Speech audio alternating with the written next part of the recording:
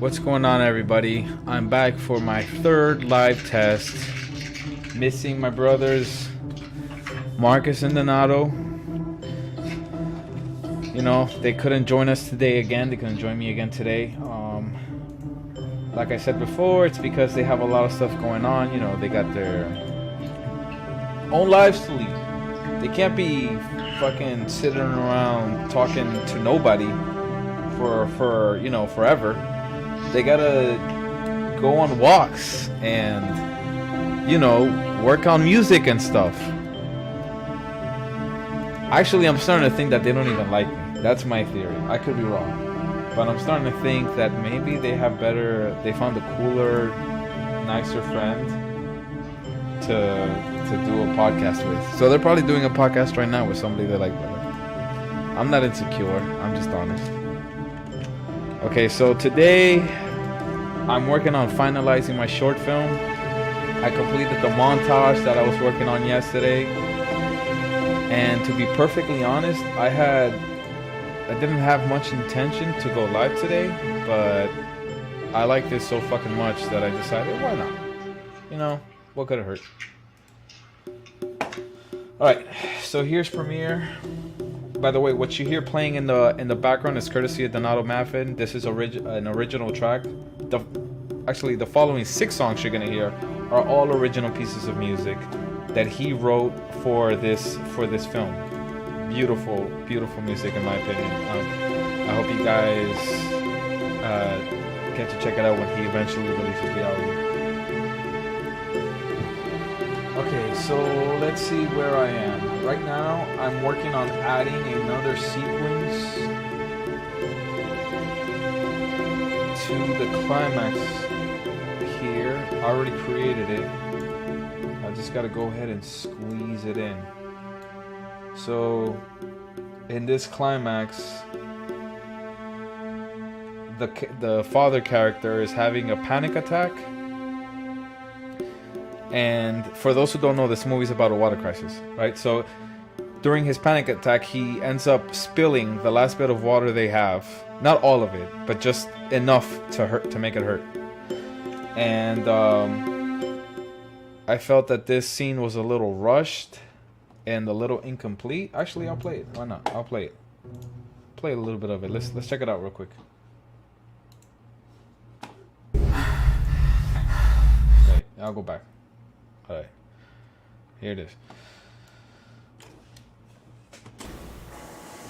Renee, 10 minutes, you and I are leaving.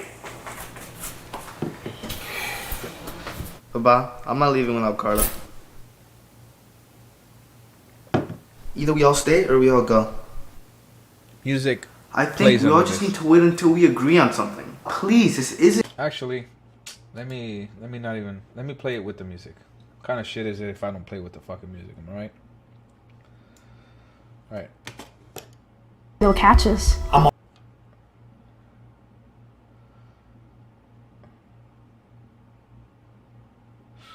Second, almost there. Alright, here it is. Oh, wait, nope. Either we all stay or we all go. I think we all just need to wait until we agree on something. Please, this isn't you. I know right now that if we left Carla, that's all you would think. I think we all just need to wait.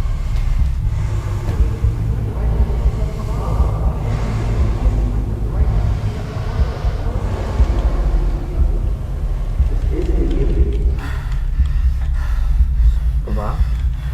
Fuck, what's going on? Baba? Okay. Now originally it just failed and they go to taking care of him, but I added this last minute. Here, you'll see in a second.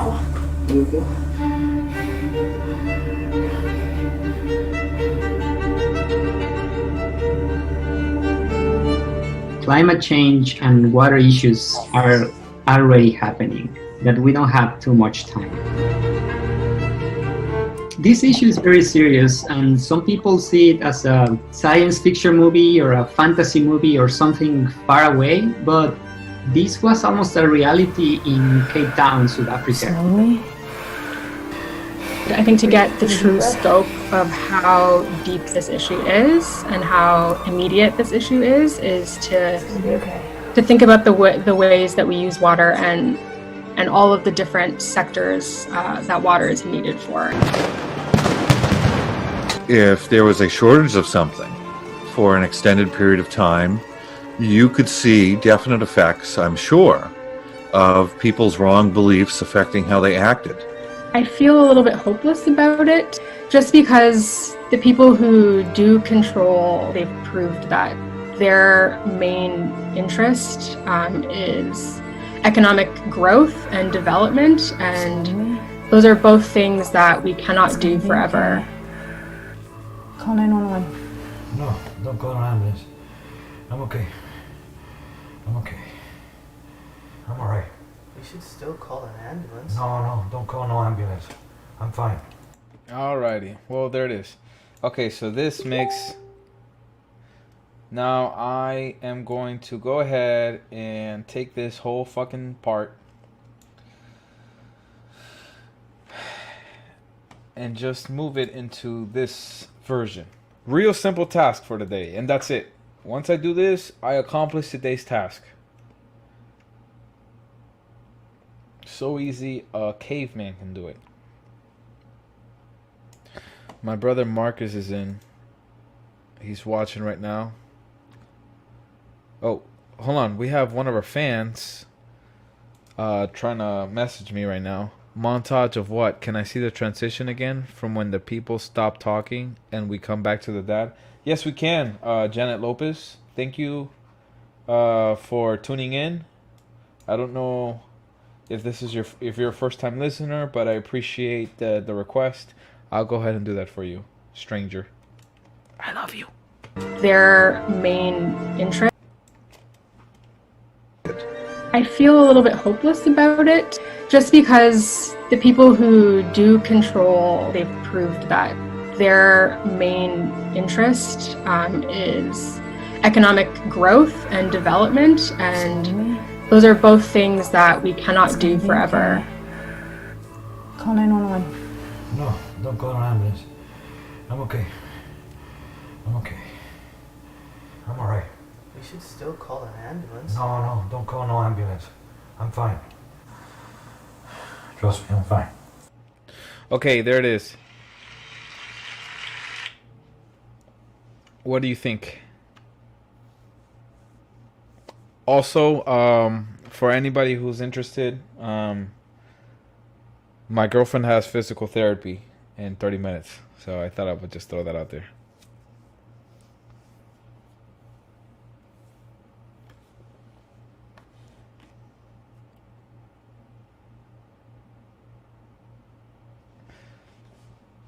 Yeah, I did change it actually. We have to, like I said, tighten it up a little bit, because you did see a version of this earlier and it had text on it, but we weren't super satisfied with it, so we got to work and we tightened it up so that we can make it a smooth transition from him having his panic attack, I'm sorry, to hit from him like going internal, and we're showing all these images to the audience, kind of like a PSA, into bringing him back to reality.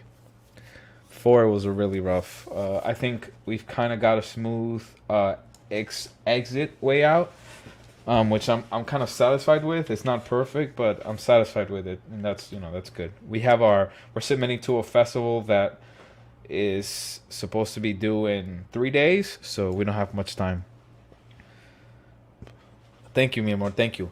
Big shout out to Donato, who unfortunately couldn't be here with us today, but shout out to him because he helped make it happen.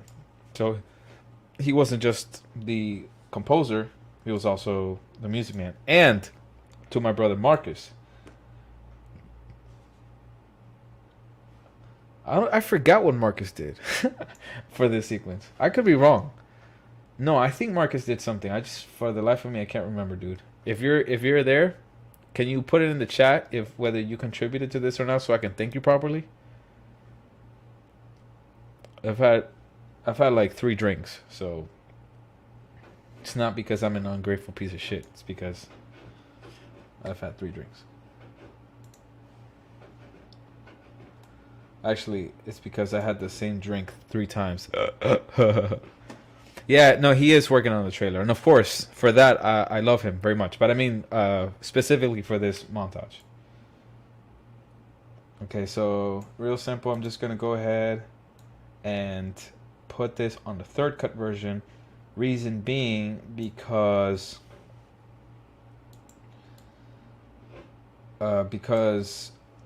what we're trying to do is send this to our sound designer all the way in the Czech Republic, Anna, and whose last name I cannot pronounce. We're trying to get it to her so that she can go ahead and hook it up with some gangster stuff. Wow, there was a 4th person watching this. Very strange. I wonder who that was. It was that short clip of the protest in Santa Monica, brother. Yeah, that's right. But that was for the middle montage. But I'm like, for some reason, something in my gut tells me that you made a suggestion in this climax. I can't remember it. If I'm wrong, I'm wrong. Whatever. Either way, I love you.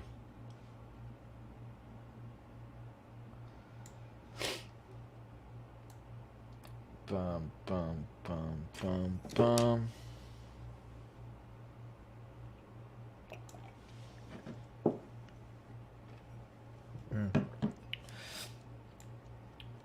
Alrighty.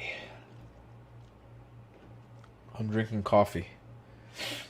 Alright, so let's see what we have here. I think we're gonna make the cut right there. This is a very visible and obvious way to make that stop, and we will come back on Don't Call No Ambulance. Bam, perfect. Right there. Alrighty. Okay, so now what we're gonna do is we're gonna take all this stuff here, all this trash, as we say in the Marine Corps, we call everything trash. We're gonna take all this trash and fucking scoot it the fuck over. Get out of here! That was a very bad impression of Fred Armisen. Get out of here! Get out of here! It's funny in my head. Probably not in real life. Okay, so we're going to grab the part where he was... No. Oh, actually, fuck. I think I went too far. It might have been... Yeah, that's the shot right there. Okay, so I'll go ahead and take this. Bloop, bloop, bloop. No, wait. Oh, hold up. Oh, hold on. Hold up.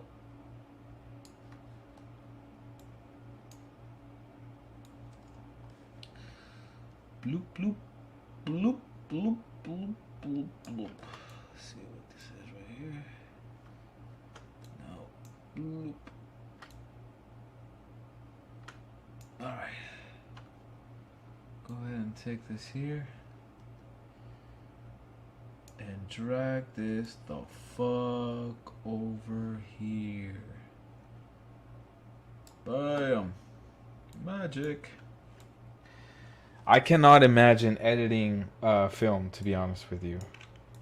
Luckily, I was born in a generation where we're pampered, spoiled fucking brats, and we got the whole world in the palm of our hands, and everything is made super easy and yet we can fucking complain about it. But I'm grateful to complain about this shit. I am, and I'm happy I'm complaining about this shit. I'd rather complain about this shit than put up with the crap they had to put up with, you know, the previous generations. I mean, editing film looks like it's a real pain in the fucking ass. Like, everything we're doing here, I can't do it this way. I mean, look how easy these movements are. Imagine actually taking every single image, 24 frames in a single fucking second, and you're taking all these little images and you gotta clip them and do all this manual labor. Lord. Oh man, thinking about it gets me hot. I can't picture it. I'm glad I don't want to do it, you know. Glad we don't have to do it. And also, what's up with fucking Quentin Tarantino, Paul Thomas Anderson, and all these assholes who are like so hot on film's ass that they refuse to use digital because, oh, the skin tones aren't quite right. Like, get over it. I read a while ago about the first movie made ever, or what it was believed to be the first movie. People didn't know what to expect. They bought a ticket for the show when they went in, and it started.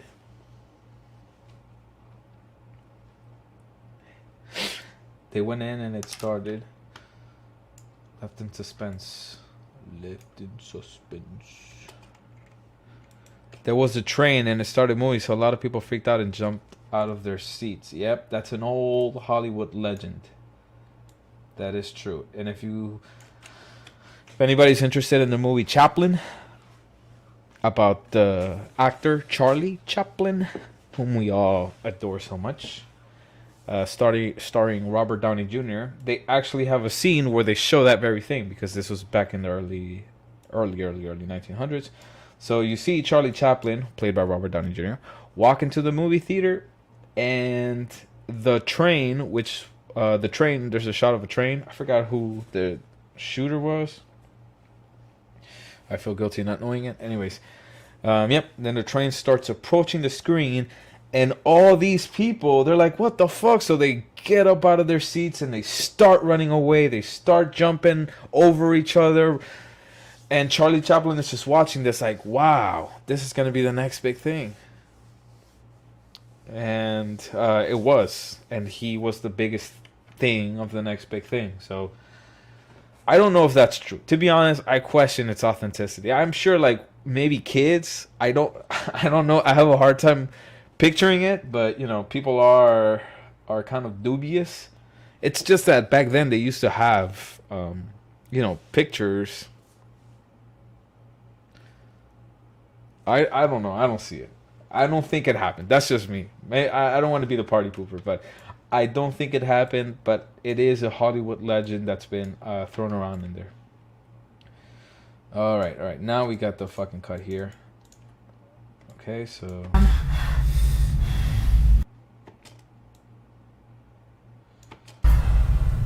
Faux Let's see if we got it to work right here. Oh, sorry, Janet Lopez. I didn't thank you, but thank you for sharing that. I know. You okay?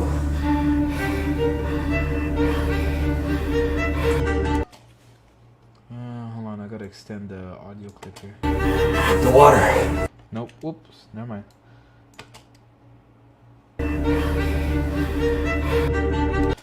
What? That is a hard fucking cut on his breathing that I do not like at all. Let's see how I do it. Oh, I fade it. You know what? I could fade it. And I will fade it for now. But something tells me that as he's breathing here, if I kept his breathing going through this hallway, and I even bumped up the reverb, I think it would be a lot more dramatic and a lot more effective. Let's give that a shot. If it sucks, it sucks. But my gut tells me that it's definitely worth the try. And my gut is pretty big, so it is not wrong. Oh wait, no, that. Okay, probably. Actually, that probably means it's very wrong. Okay, alright, so there we go. We kind of got a little cut in there. Oh, from what I see, we can extend this just a bit before the it says Papa. Okay, that's good. So we don't have to like download a SFX, you know, which would be a pain in the ass. Alright, so let's see. Let's go ahead and give this a shot. Now, because it ends there, and it has a weird little bullshit, I'm gonna go ahead and it has a little the sound isn't very well synced, so it's an obvious cut sonically. People will know that and they'll get taken out of the experience. So what we're gonna do is I'm gonna go ahead and match this so that's easier there. Bada bing, bada boom. Alright, now we're gonna go ahead and we can't ripple delete until I do this. Okay, now we can't ripple delete that either. Say what? Alright, let's do this. No, I don't want to do that. What you mean I can't ripple delete, boy? What you talking about, Willis? Hold up, let's just do this. By golly, if I'm gonna ripple delete, I'm gonna ripple delete. I don't know who the heck is watching out there. I see, you know, I only invited my friends, but I see there's just like 2 or 3 extra people out there. I only have 2 friends, so there's 2 or 3 extra people out there. I don't know who you people are, but thanks for joining. I guess you don't know much to do, or maybe you like search up one of the hashtags. In case you guys don't know what we're doing here, I'm just editing. I don't know if people do this out there these days, but I'm showing a little bit of my editing process here. Okay, so right now I'm trying to take this piece of audio and bring up that reverb, because originally I just cut it out. He's breathing and then we go to this shot in silence.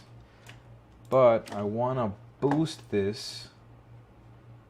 So I'm going to go ahead and go to my presets because I don't want to take too much time on it, and I am not a fucking sound designer. I suck at sound design. I am a writer and an editor.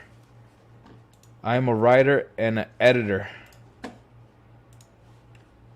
So I love presets because they make my life easier, and then I just show this to the sound designer and say, hey, can you get this done but better? And they'll say fuck yeah, and then I say fuck yeah, and then I go have a drink while they take care of business. Alright, so let's go ahead and give this large reflective room reverb, boost that shit the fuck up, and even give this nice a little nice raise in the decibel level. Don't be mild, let's go for 3. 3 is a good starting point. I'll go ahead and push this up so it could be smoother. All right, let's give this a shot. Let's see if this worked.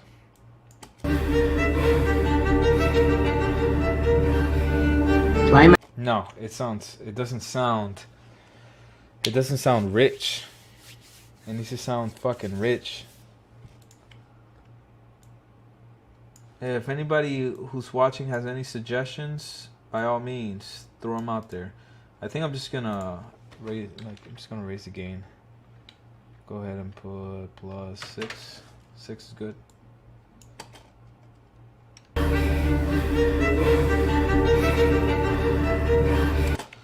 No, it sounds fucking sloppy.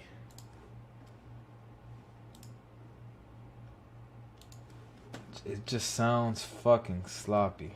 Alright, let's try slowing it down. See, I'm definitely not a fucking sound designer.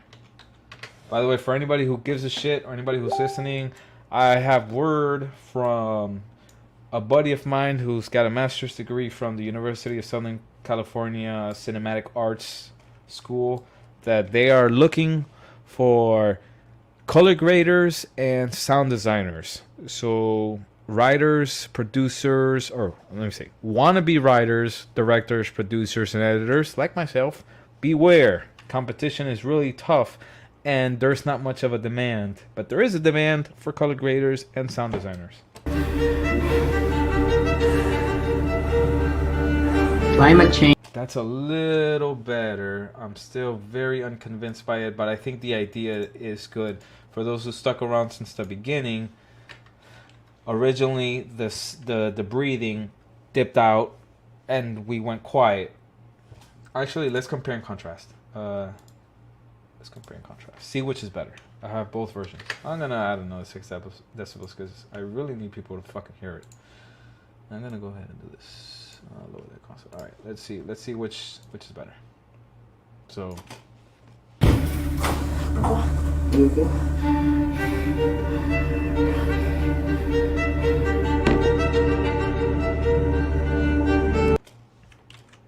See, that's not bad.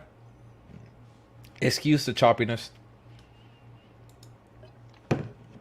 That's not bad. But I think with the breathing in the hallway. Hold on. Fuck. Get your shit together, Premiere.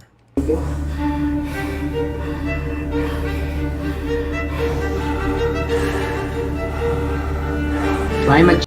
Actually, now that I'm watching it, I don't love it.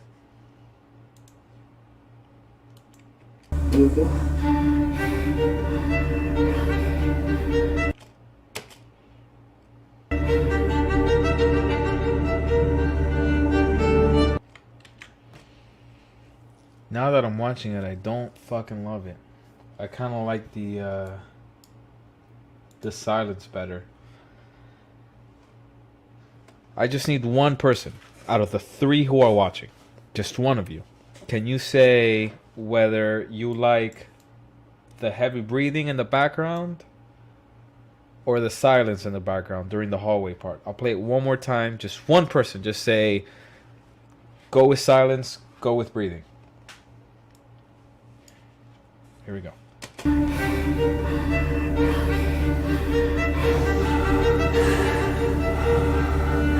Climate change. All right. And now.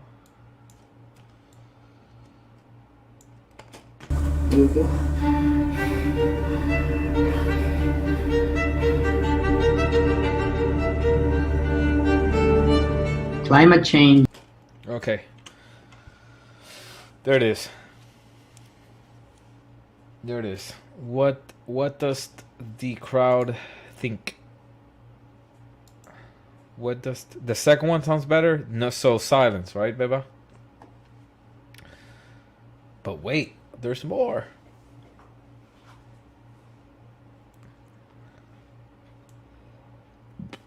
Which is supposed to be which? What do you mean? Okay, so the first one that I played here was the one with the breathing in the hallway. So hold on, it's fucking choppy as hell. So I raised up the breathing so that you can kind of hear it. So you can hear his breathing played along the hallway versus just a dip in the audio.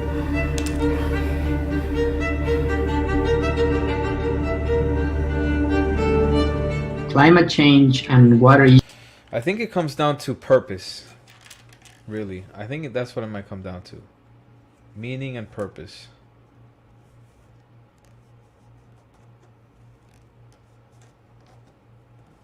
I have a feeling that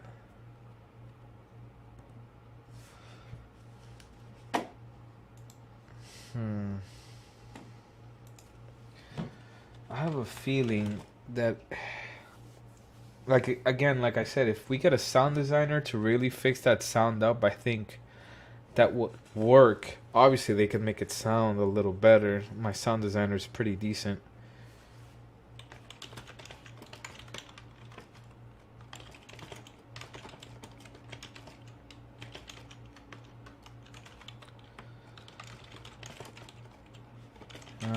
Hold on.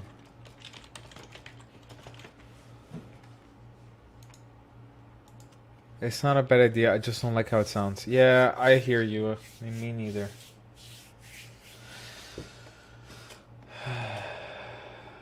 That's what I was thinking. Climate change and I think I might skip it for now then. I'll probably do that. I'll just go ahead and take it off for now.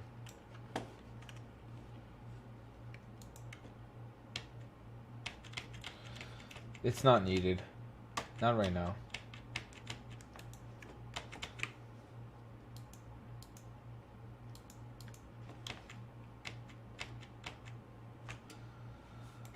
Okay. Oh.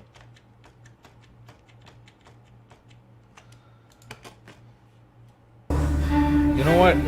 I brought up film earlier, and I said, look how easy it is to edit all this shit like this. Does anybody out there have any fucking idea how they undid shit with film? My guess is that they had, you know, like copies of the film roll, and if they fucked something up, they just got the new roll and worked on that.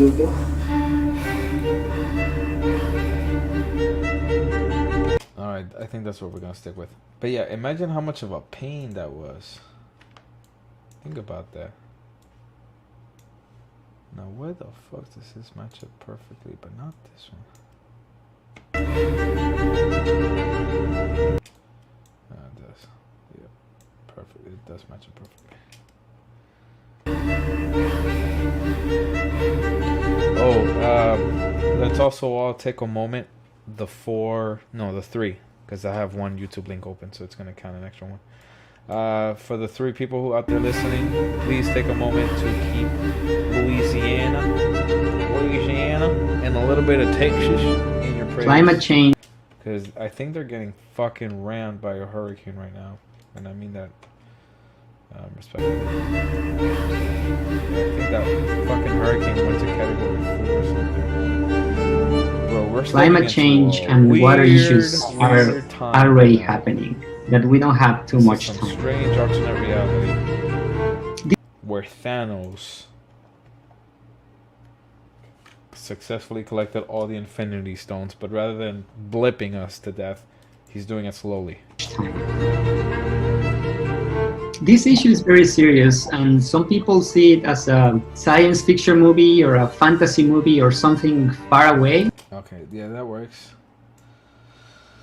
Alright, so now I just gotta match up with that shot there.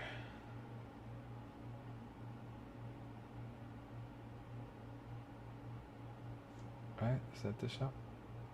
Okay, so it's wide, close up, wide, wide, close up, wide. Alright, so I gotta get rid of these shots. Bam, bam, bam. And then fill it up with this. Let's see.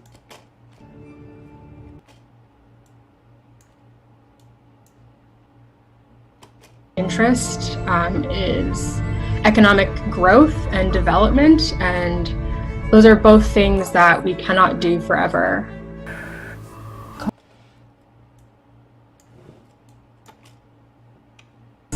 Economic growth and is economic growth and development, and those are both things that we cannot do forever. Okay. Call 911. No, don't call an ambulance. I'm okay. I'm okay. I'm alright. We should still call an ambulance. No, don't call no ambulance. I'm fine.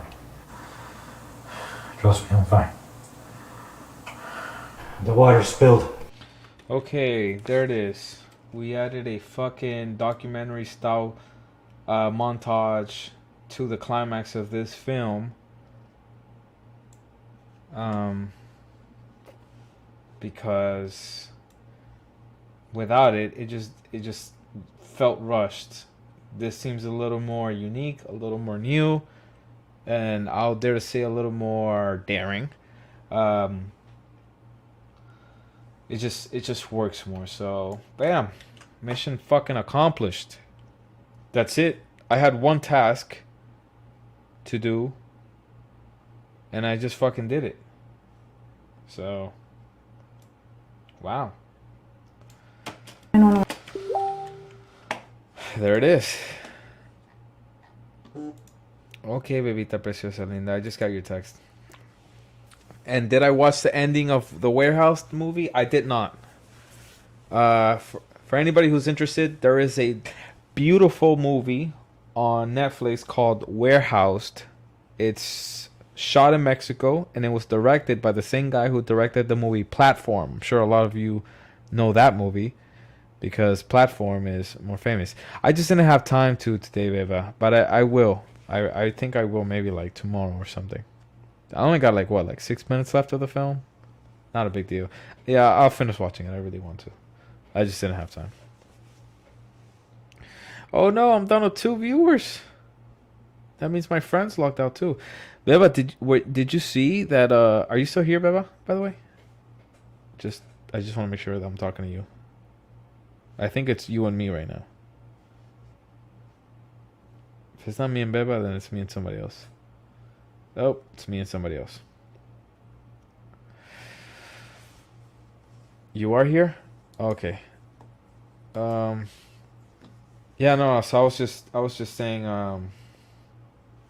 that Warehouse is a fucking interesting movie, and for those who haven't seen it and you love indie films, I think it's fantastic. I absolutely recommend it. It reminds me of the play Waiting for Godot, the French play that came out in 1950 something.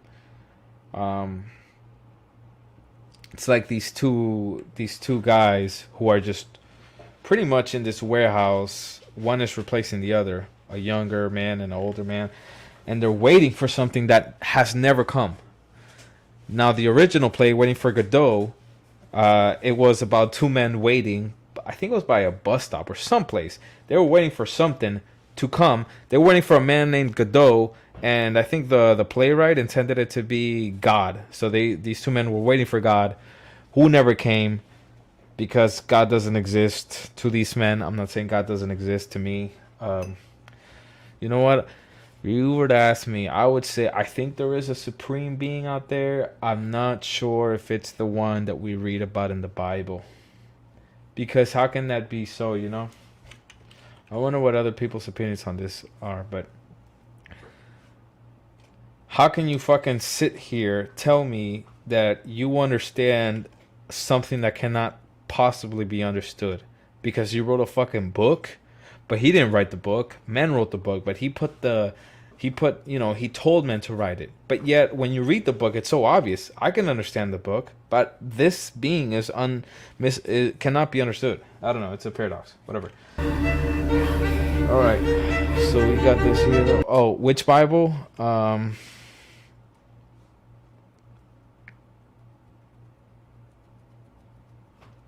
There's many versions for different religions. Sure. I'm talking about all of them. The Quran, the Bible, every version of the fucking Bible, particularly the New Testaments, which I think were written by the New Testaments. Actually, a lot of them were written in past the Holy Roman Empire, which descended from the Roman Empire, which were the same people who fucking persecuted the believers of Christ after they killed Christ. So, it just doesn't really make sense that these people who made Christianity famous were the ones who originally chased it down and tried to destroy it. Maybe they saw something valuable in terms of social control. Just throwing it out there. Okay, so for the fifth fucking time, let's go ahead and watch this climax, see if we're satisfied with it. For those 4 people who are watching, if you think this climax sucks, just go ahead and say it. I'm going to go ahead and play it. And let me know if you think anything should be done differently. Okay, so just for context, there's a water crisis in this movie. It's a really small movie, though. So they're down to just this last bit of water right here, whatever's in this gallon. The father character is about to have a panic attack. He's gonna spill the water, and we go into a documentary style sequence. Okay, let's go ahead and play it. Either we all stay or we all go. He I was gonna think try we to all leave just need without to his wait daughter. until we agree on something. Please, this isn't you. The son doesn't want to leave without the daughter. I know right now that if we left Carla, that's all you would think about.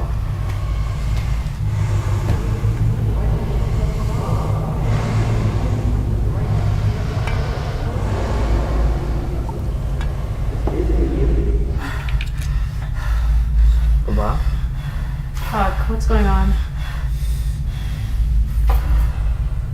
Baba?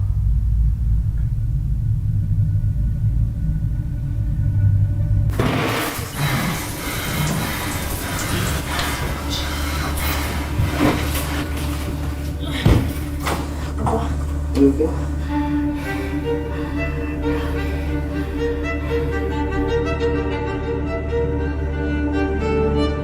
Climate change and water issues are already happening, that we don't have too much time.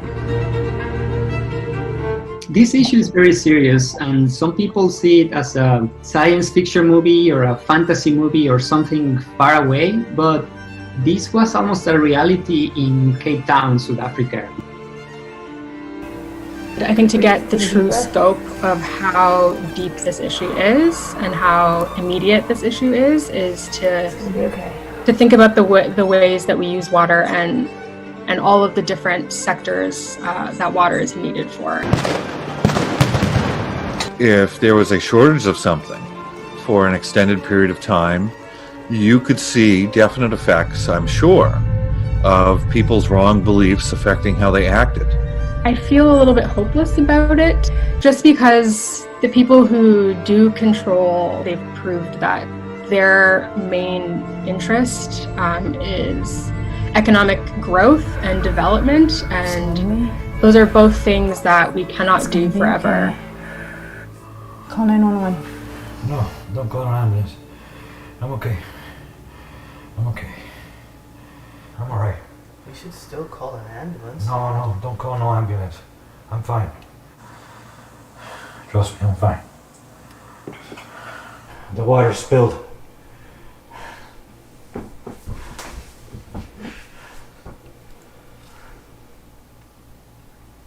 We can still save it.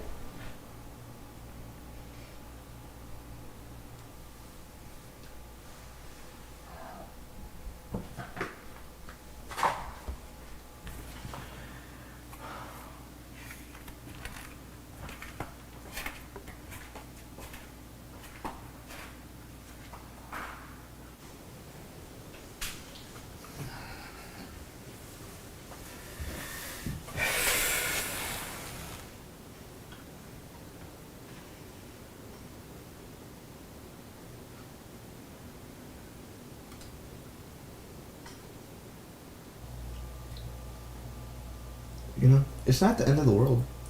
We still have some water in the jug. We have a pool. The lizard people haven't attacked yet. Yeah, but that's our only drinking water left. We should at least save it. Alright. Plus, you know, I cleaned, so I think it should be fine. By the way, thanks for not leaving me behind. Of course. You're still an idiot. You're annoying. Come on, let's go.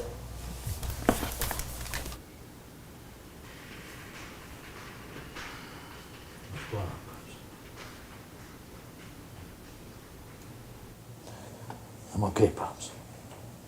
What a beautiful be fine. fucking dog. I'm okay. I'm okay, son. So He just actually take it. called him son. I'm okay. Honestly, I really think he loves the dog more than he loves his children. Not just in the movie, but in real life.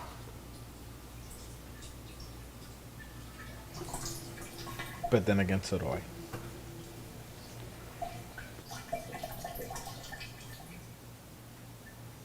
There's a dry towel behind me.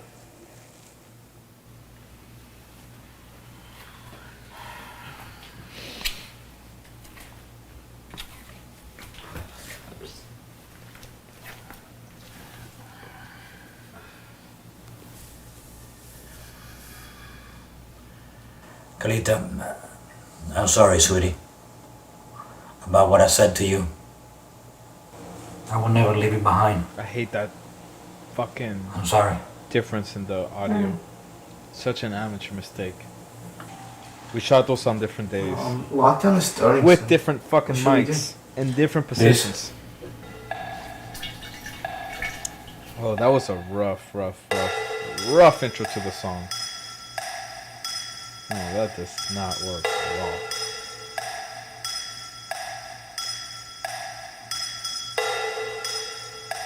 Alright, I gotta fucking fix that. That does not work at all. Once again, all the original music was created by our very own Donato Maffin. Shout out to him for being a fucking awesome person to work with. Lockdown is starting soon. What should we do? This? Actually, ooh, maybe that works. Let's see if we should leave it earlier. About what I said to you. I will never leave you behind. I'm sorry. No. Lockdown is starting soon. What should we do? I don't like how it doesn't really mix well. I think This? maybe This? maybe if we go ahead and we dip the audio way the fuck down.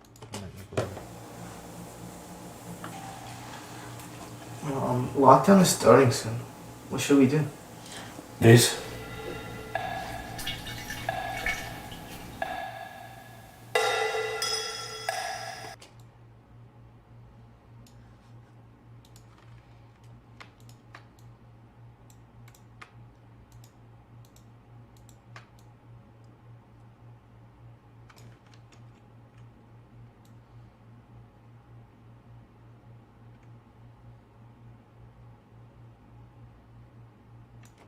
This?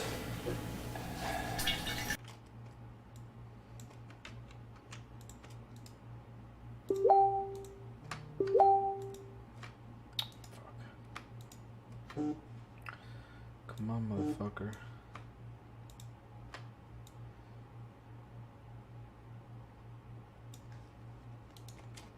What should we do? This? Alright, I think that's fine.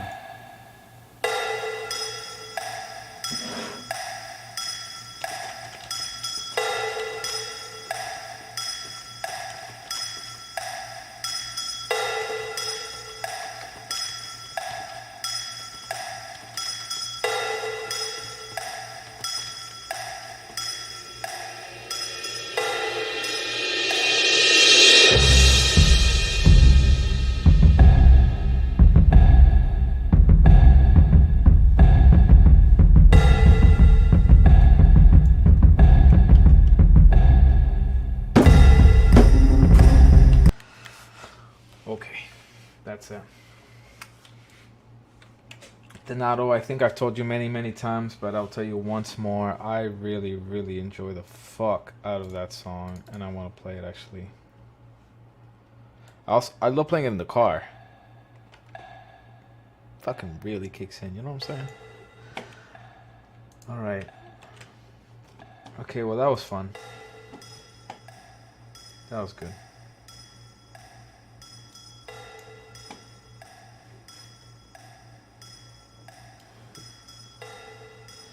The movie's pretty much over. Yeah.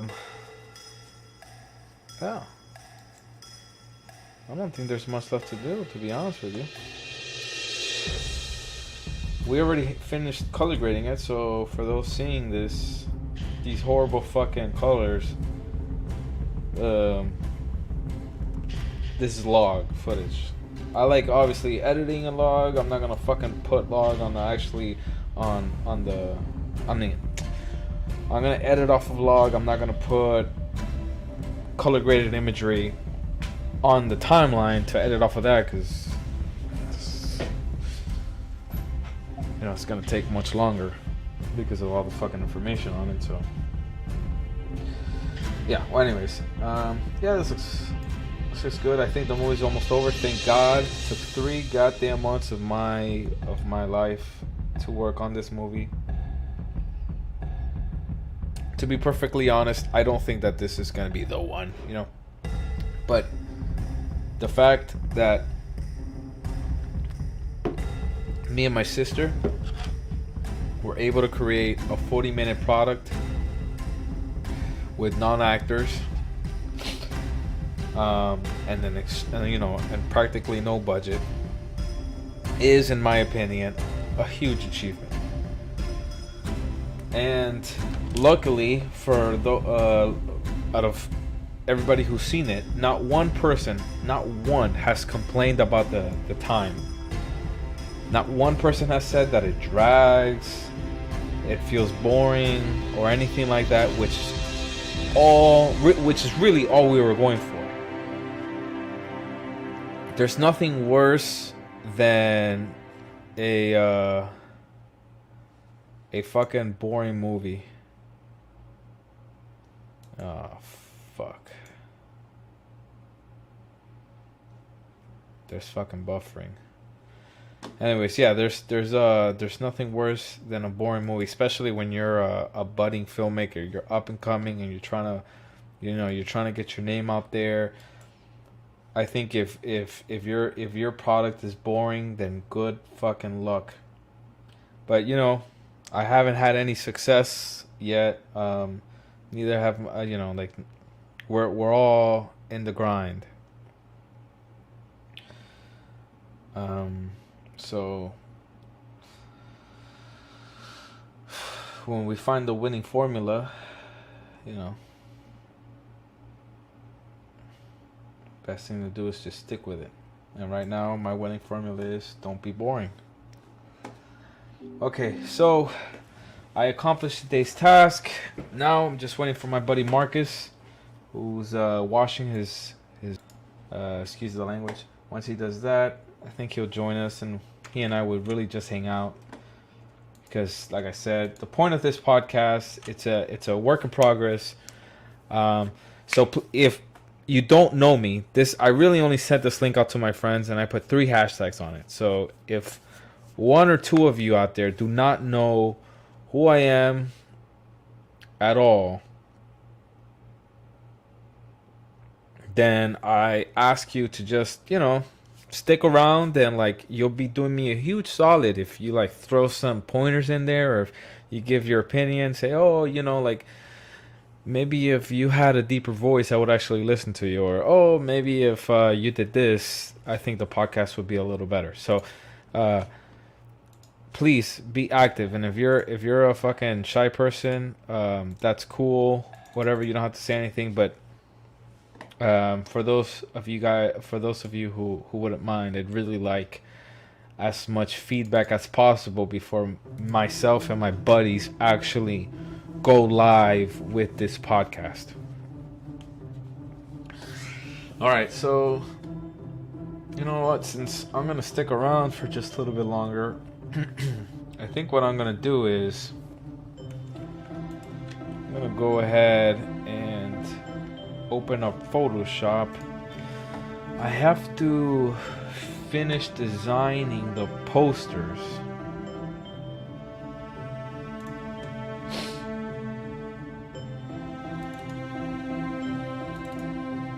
I think.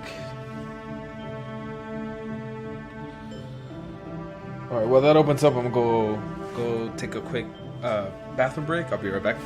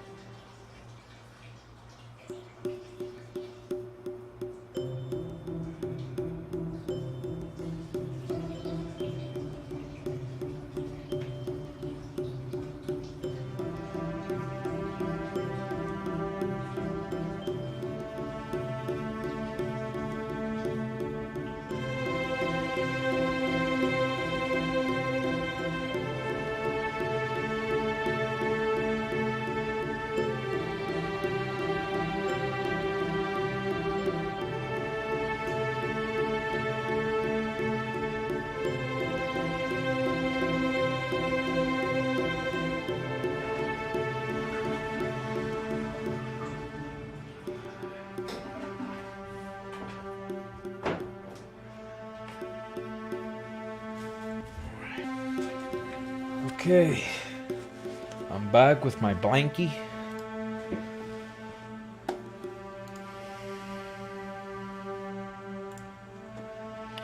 Me and my nice little blankie. Wonder if the hell is this?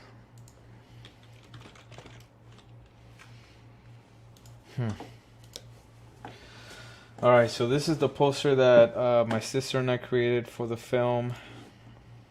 Or, I'm sorry, the banner. Apparently nowadays you gotta submit a banner too with for Film Fest. So in case like you ever get picked up by something like Amazon or Netflix, you notice that rather than the 8x10 vertical image they use, rather than the typical 8x10 imagery used for posters, they go with these banners here. All right.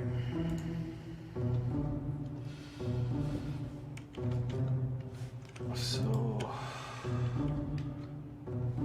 this wasn't perfect, and honestly, it's kind of hard to even tell. I don't like the rough edge on this water drop.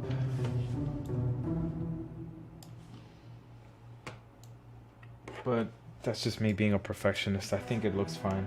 We haven't had one complaint on it. Let's go ahead and look at the real posters.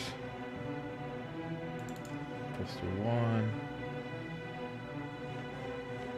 Nope. Right here.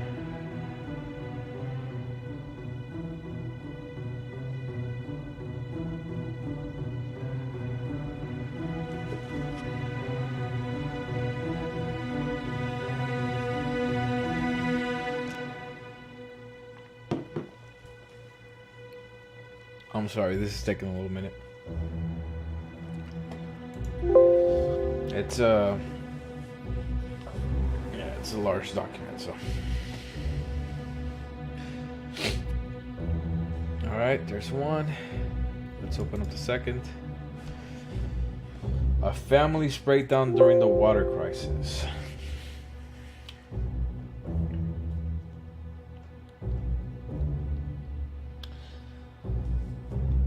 Honestly, so I'm gonna open up the second one here. All right, this one may be larger, but this one has received much more love, and I think for good reason. I don't even know.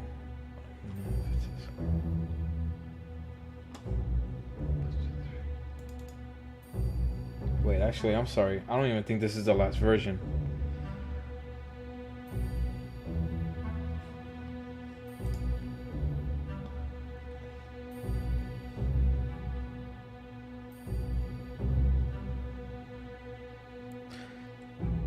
Janet, you like the first one better? Really? You know what it is? I think so film posters typically are a single unified image. Let me get rid of this one here. So that's what this is. Whereas this, there's a lot going on. There's the background image with the water spill and the little fucking semen. It's not supposed to be semen, but I know that's what they look like. The little semen coming out, and then the design, the PNG files here of the jug and the hands, and then the photo files behind these like overlay and these these textured overlays. These two, and then the font. It's a whole lot of business going on in this single image. Whereas this one, it's clean and it gets to the point just as well. Some would say a lot better. I worked a lot on this one. I put a lot of fucking hours into this poster, and then this one happened by chance. And yet, I think this one is better. And, that's the funny thing about the process. So, what happened was, we had a different background image here. As you can, when you get rid of these backgrounds and stuff. Let me see if no. This is a little slow. I just had to finish it up. Kind of ignore this. Point is, we had a towel here. Obviously, as you can see, we took many different photos of. We had this photo and we had that photo. The point is, at one point, we weren't necessarily satisfied with the original photo that served a small decision just to do, let me just try this little thing, and then it ends up becoming its own living, breathing piece of art, and it might actually end up being better. The accidental piece will probably end up being better than the one that you put all your fucking sweat into. Either way, I think it's pretty cool. I'm satisfied with both. Personally, I don't mind either. Yeah.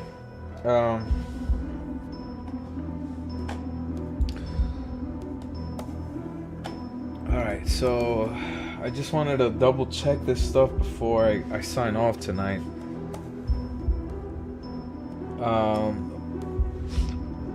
So we're having both. There's many festivals. Actually, you'll see in general when you when you go into the movie theater, sometimes you'll see more than one poster for a film.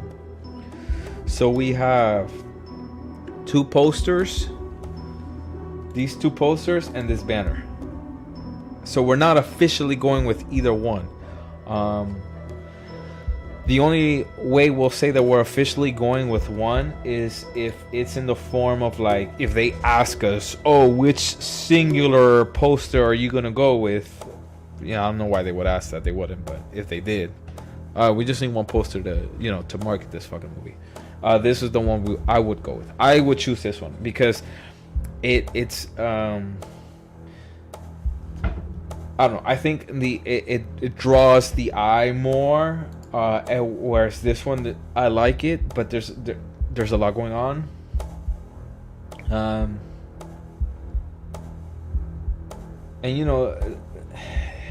I think that's what it is. The fact that there's so much going on, it makes it kind of hard to just want to stick with this, What we might need to do, actually, I think this one would benefit from having this color scheme. You know what? Let me try that. I'll give that a shot. Alright, so we have this one here.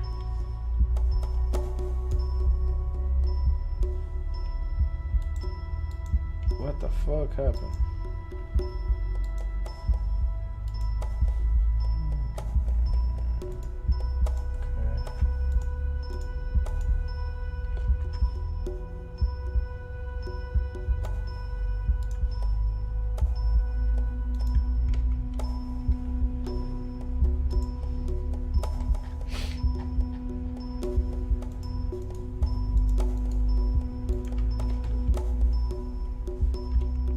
What the fuck am I copying this here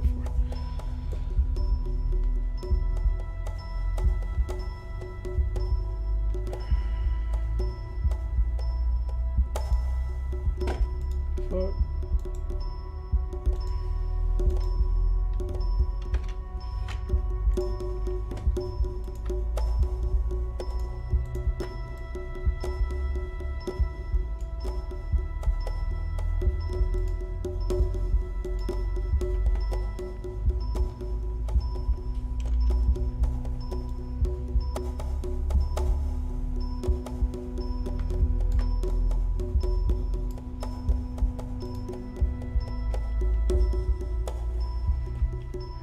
I have to get it the same size.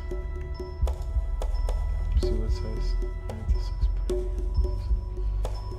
Just remember it based off the actual. Oh, it looks pretty close.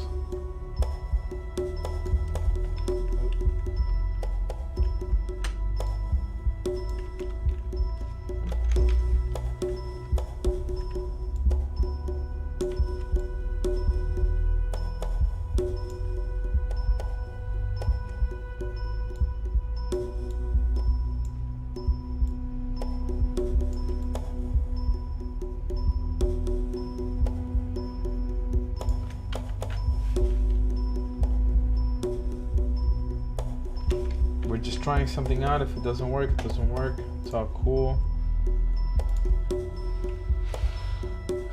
You know, try until you fail.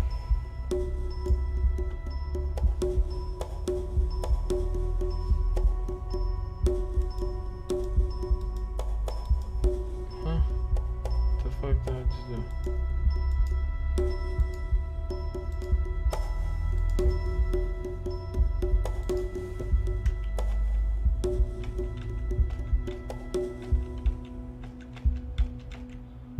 God damn, you know what I just got in the fucking mood for?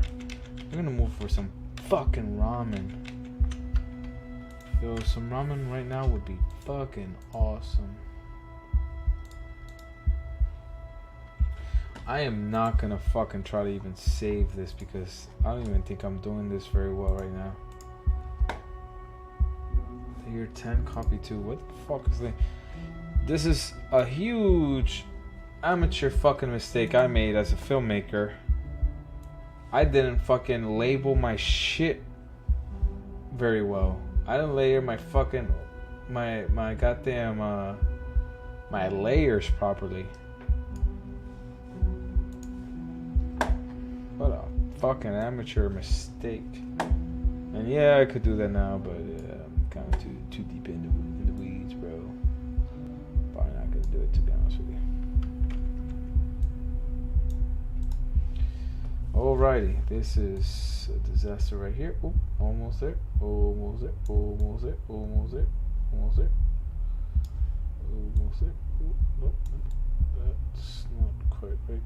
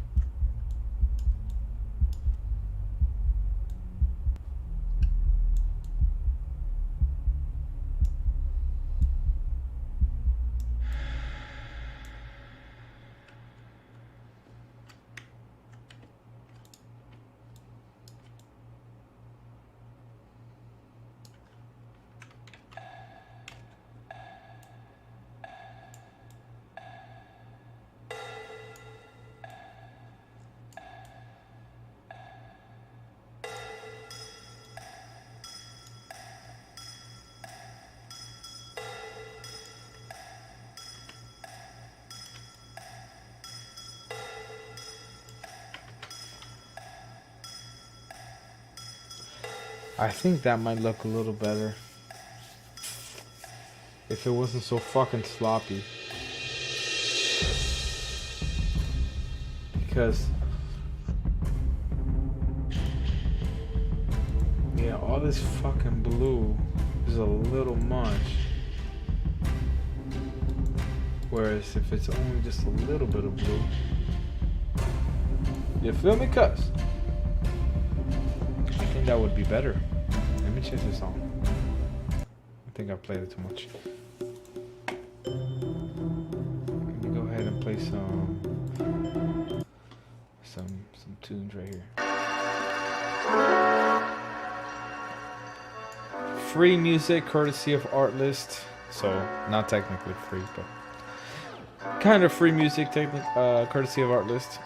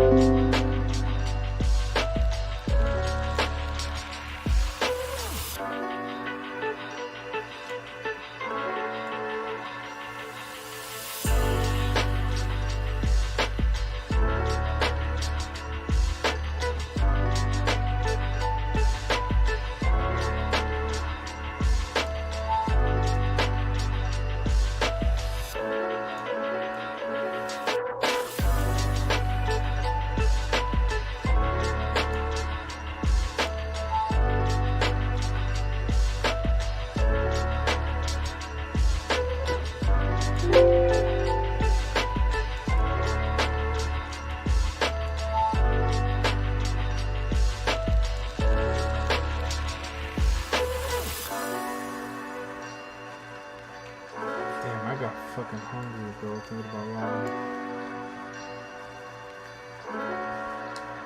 Bro, this shit is trash. What the fuck am I doing? Go ahead and fucking erase the shit out of the bottom. I really only need to color the top. I don't even need to color the fucking bottom. See that? That looks so much better. But I do need to align. Oh wow. I need to align this right there. See those? That looks decent enough. But that's fucking weird. One thing we should do is we should make these water droplets look less like sperm. But I'm kind of hoping that I don't know, the festivals just don't give a shit. I mean, this is about a father-daughter fucking relationship, for Christ's sake. There's nothing about sex, nothing. So if people choose to see it that way because these fucking water droplets, which we just randomly took pictures of, happen to look like fucking fucking sperm, then you know what can we do? What can we fucking do? Can't do shit. Oh, my buddy Marcus is about to hop on. Marcus, if you can hear me, I'm about to send you the Zoom link. Got you, brother. Give me 1 sec, okay?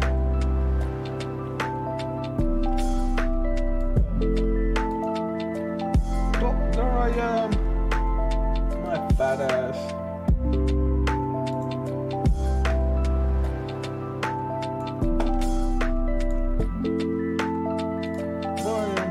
Oh shit, we're entering a fucking paradox world. Infinite realities. Look at it go. Nice. Oh yeah. Copy invite link. Let's enjoy that for a second, huh? Let's get fucking high for that. Look at it go. Wow.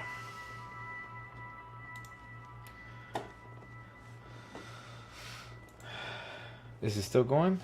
I guess it's kind of still going, but it's hard to tell. Let's just move it just in case. Well, now it's definitely still going. Ooh-wee. Alright, Marcus, I just sent you the fucking invite link. Yeah, man, I agree. I like it too.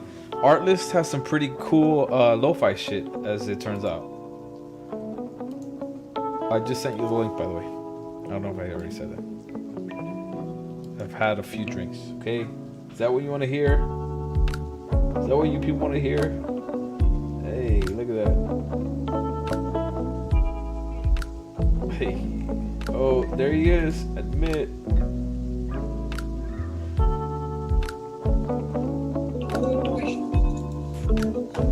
Alright, Marcus, I just sent you the fucking invite link. Oh, yo, Marcus, you're gonna have to meet the YouTube. Yeah, man, link. I agree. I like it too. Artlist has some pretty cool lo-fi shit, as it turns out. I just sent you the link, by the way. I don't know if I already said that. Can you hear me? I've had a few drinks, okay? Is that what you want to hear? Is that what you people want to hear? Yo, can you hear me? Look at that. I can hear you. Hold on. Carlos. Hey. Oh, there he is. Admit. Can you hear me now? There you go. Yeah, can you meet the YouTube link? Yeah. What's up, dude? Welcome aboard. We have 4 people watching, which I think is you, maybe Maffin, my girlfriend, and me. So that's the 4. Unless there's somebody else. I don't know. Maffin hasn't really responded. Maybe he just has me open on a tab, which if you do, brother, I appreciate it. But maybe there's a possibility that one of these people is random as fuck. Yo, look at this handsome man in the fucking red light. Sick, dude. Oh, this guy? Let me lower the volume on the artist. Oh shit. Make sure that we can hit the fucking red light. Yeah, we can hear you. most importantly, can our viewers hear us? That's more Our important. viewers can hear you. Our viewers can hear you. I just Okay. double checked. All right, good. I just double checked. Welcome All you aboard, 4 man. people, what's up, man? It's all 4 of you watching out there, man. Well, 3. Yeah, 3. You guys are awesome, man. Thank you. Absolutely, dude. I had while I was editing. Oh, Uh-huh. if by the way, if there so happens to be a random person out there who doesn't know either of us, who was watching for my editing process, I think I'm done for now, and I think I'm just gonna hang out with my buddy here. I'm just gonna ask him a few questions. So if that turns you off, then thank you for joining anyways. For now, I think, well, we're both film nerds, so we're probably just going to talk about movies, and I'm probably just going to ask him a few things about a movie he's working on right now. If that interests you, please stick around. Again, I could be talking to absolutely fucking nobody, but it's good to practice because this is a test anyways. Yeah, that's pretty good, yeah. So, Especially man, if it's here too. yeah, exactly. Mm-hmm. So, how's it going, brother? How's the movie? Are you still working on Lucid Lonnie, or is that like done with? That's pretty much done. Okay. It's like a final screening on Friday. But at this point, I'm just like touching it up, man. Like seeing what I could do with the audio. Because I'm not audio. Like I fucking suck at audio, man. So I'll just shit whatever I can and then see what happens, man. Yeah. I'm pretty excited to show it though. I had fun with it. Like, to be honest, the story wasn't like the strongest, but I mean, it was fun to work on. That's what it's about. That's what it's about, brother. Yeah, man. Mm-hmm. What about you said that, so when you said recently that you were capturing some some B-roll, is that what it was for? Yeah, so my professor, right? They were trying to, well, they were giving me an idea for like how to change my situation into a story. And basically, they gave me the idea to, instead of making it a lucid dream, to make it an out-of-body experience that you're trying to escape, because at least that's something, it's like I'm reaching a goal. Like this one was more like, oh, I'm having a bad dream and I can't wake up. The escape would be like, oh, I'm having an out-of-body experience. I got to get the fuck out of here. Does he get out? So. Cool, man. Yeah, it's good stuff, man. They teach you some. They have some good stuff to say, man. So. That's cool. Yeah. So how is it? What do you think is the biggest difference between online school, as far as like the teaching process, and physically being there? I think. Well, first off, I think people get picked on more. Not to sound in a bad way, but you're definitely forced to participate a lot more, like in the physical class.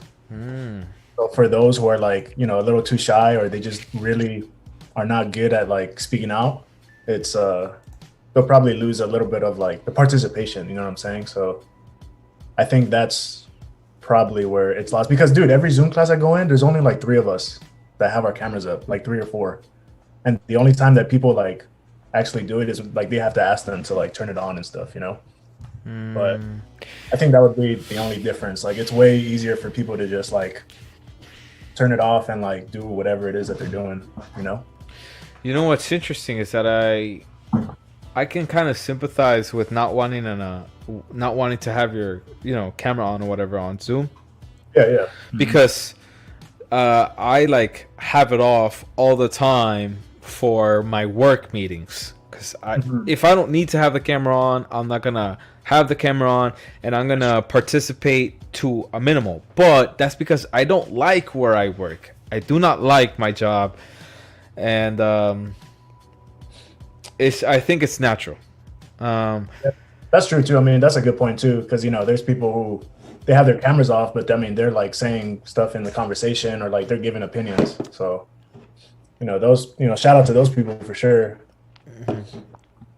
But I think, yeah, I hear what you're saying though. Yeah, I just like, it's a shame, especially in film school though, where there's a lot of motherfuckers, and I don't know if you told me about this before too, that they take it for granted.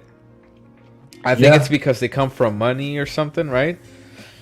Yeah, for the most part, it's like part of it could be that, and sometimes I kind of get the feel that it's like people know, like they know what they're doing already.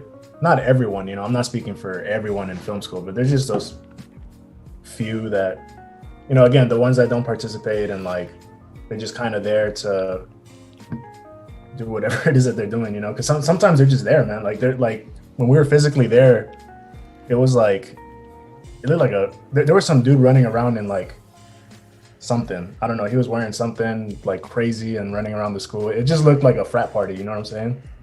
But what do you mean crazy? Like a bunny suit or some shit like that? yeah.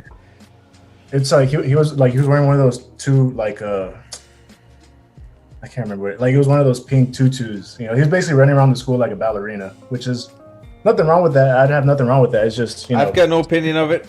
there's no there's no hate on ballerinas or tutus or anything like that. I'm saying, We like, don't discriminate against ballerinas on this podcast. there we go. My favorite movie is Black Swan. I've seen it like 8 times. Swear to God, I love that movie. We all love Black Swan, yeah. Yeah, but fucking yeah. The point is, it's like you got people like that are just kind of fucking around and they want like the clout. They want to be known, but without doing the work or without paying attention at least.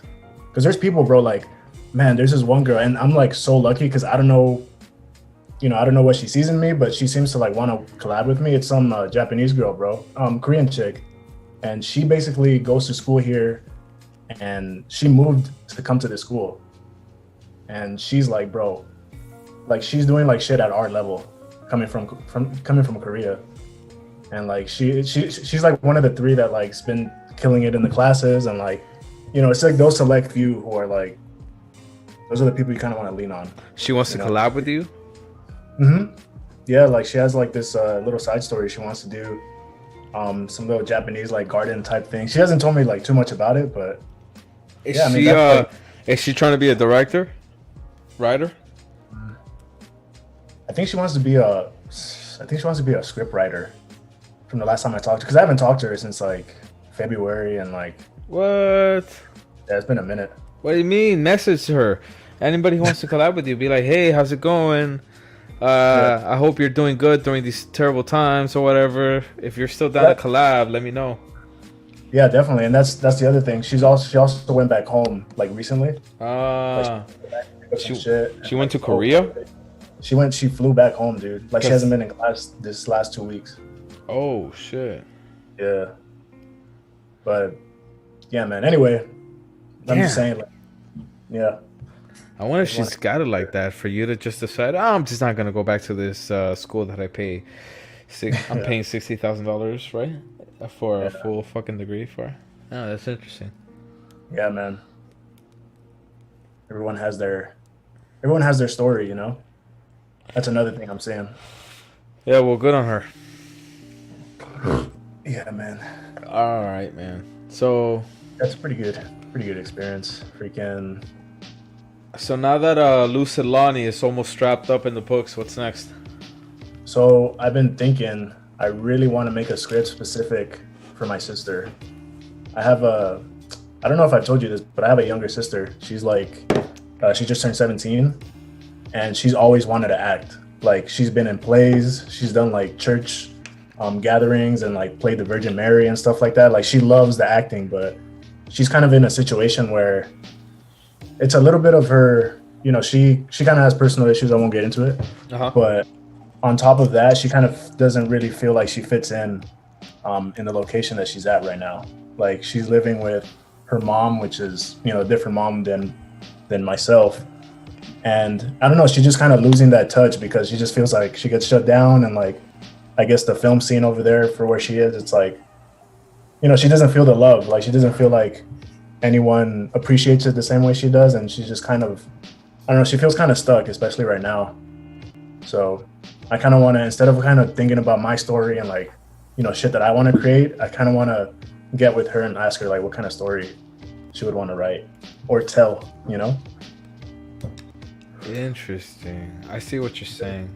So I'm trying to make something like fun, but at the same time, I know that she has really good taste in movies, bro. Like she's younger than me and she recommends me movies. Like she sees movies that I've never seen.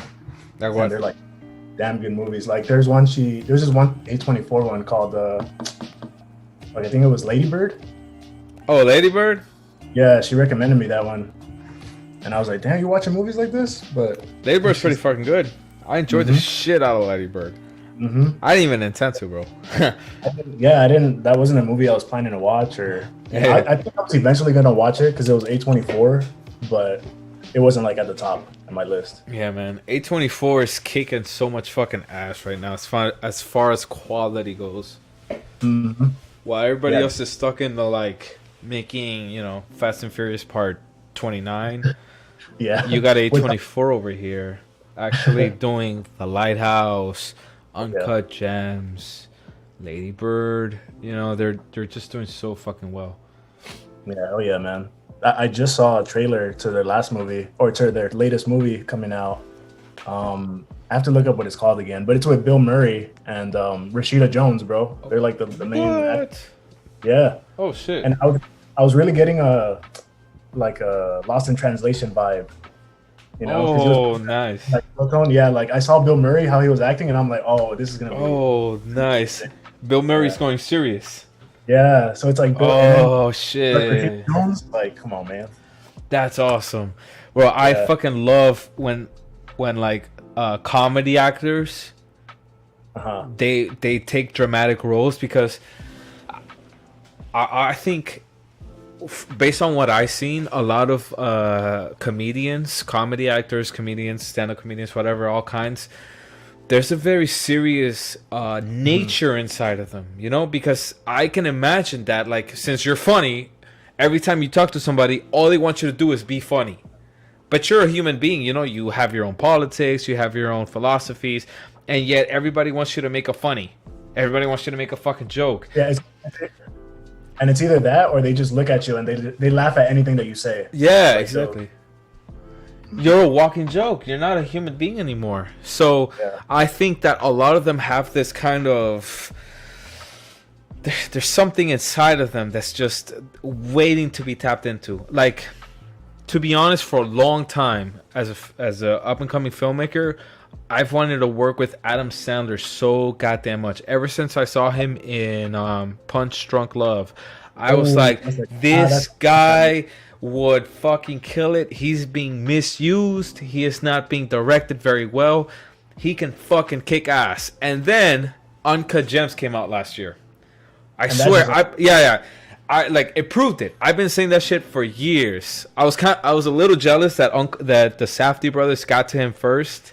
Good on them though, because they saw what I saw, and like, I guess what only a few people could see, that people like Adam Sandler, they have this kind of rage, this nervousness, this level of anxiety in their fucking bones that a lot of people don't pay enough attention to, which is a fucking shame. Adam Sandler proved that he can take on a serious role as well as fucking anybody. Hell yeah, man. And so and Bill Murray's on that level too. Bill Murray, I think, is right up there with them.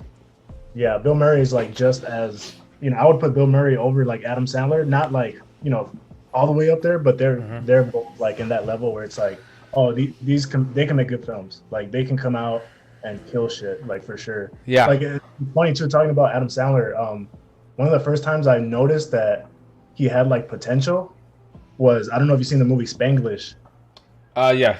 No, yeah, I checked that one out. That one was like pretty decent because I like that like pace of movies where it's like it's very real life and very like, you know, confrontational type of dialogue.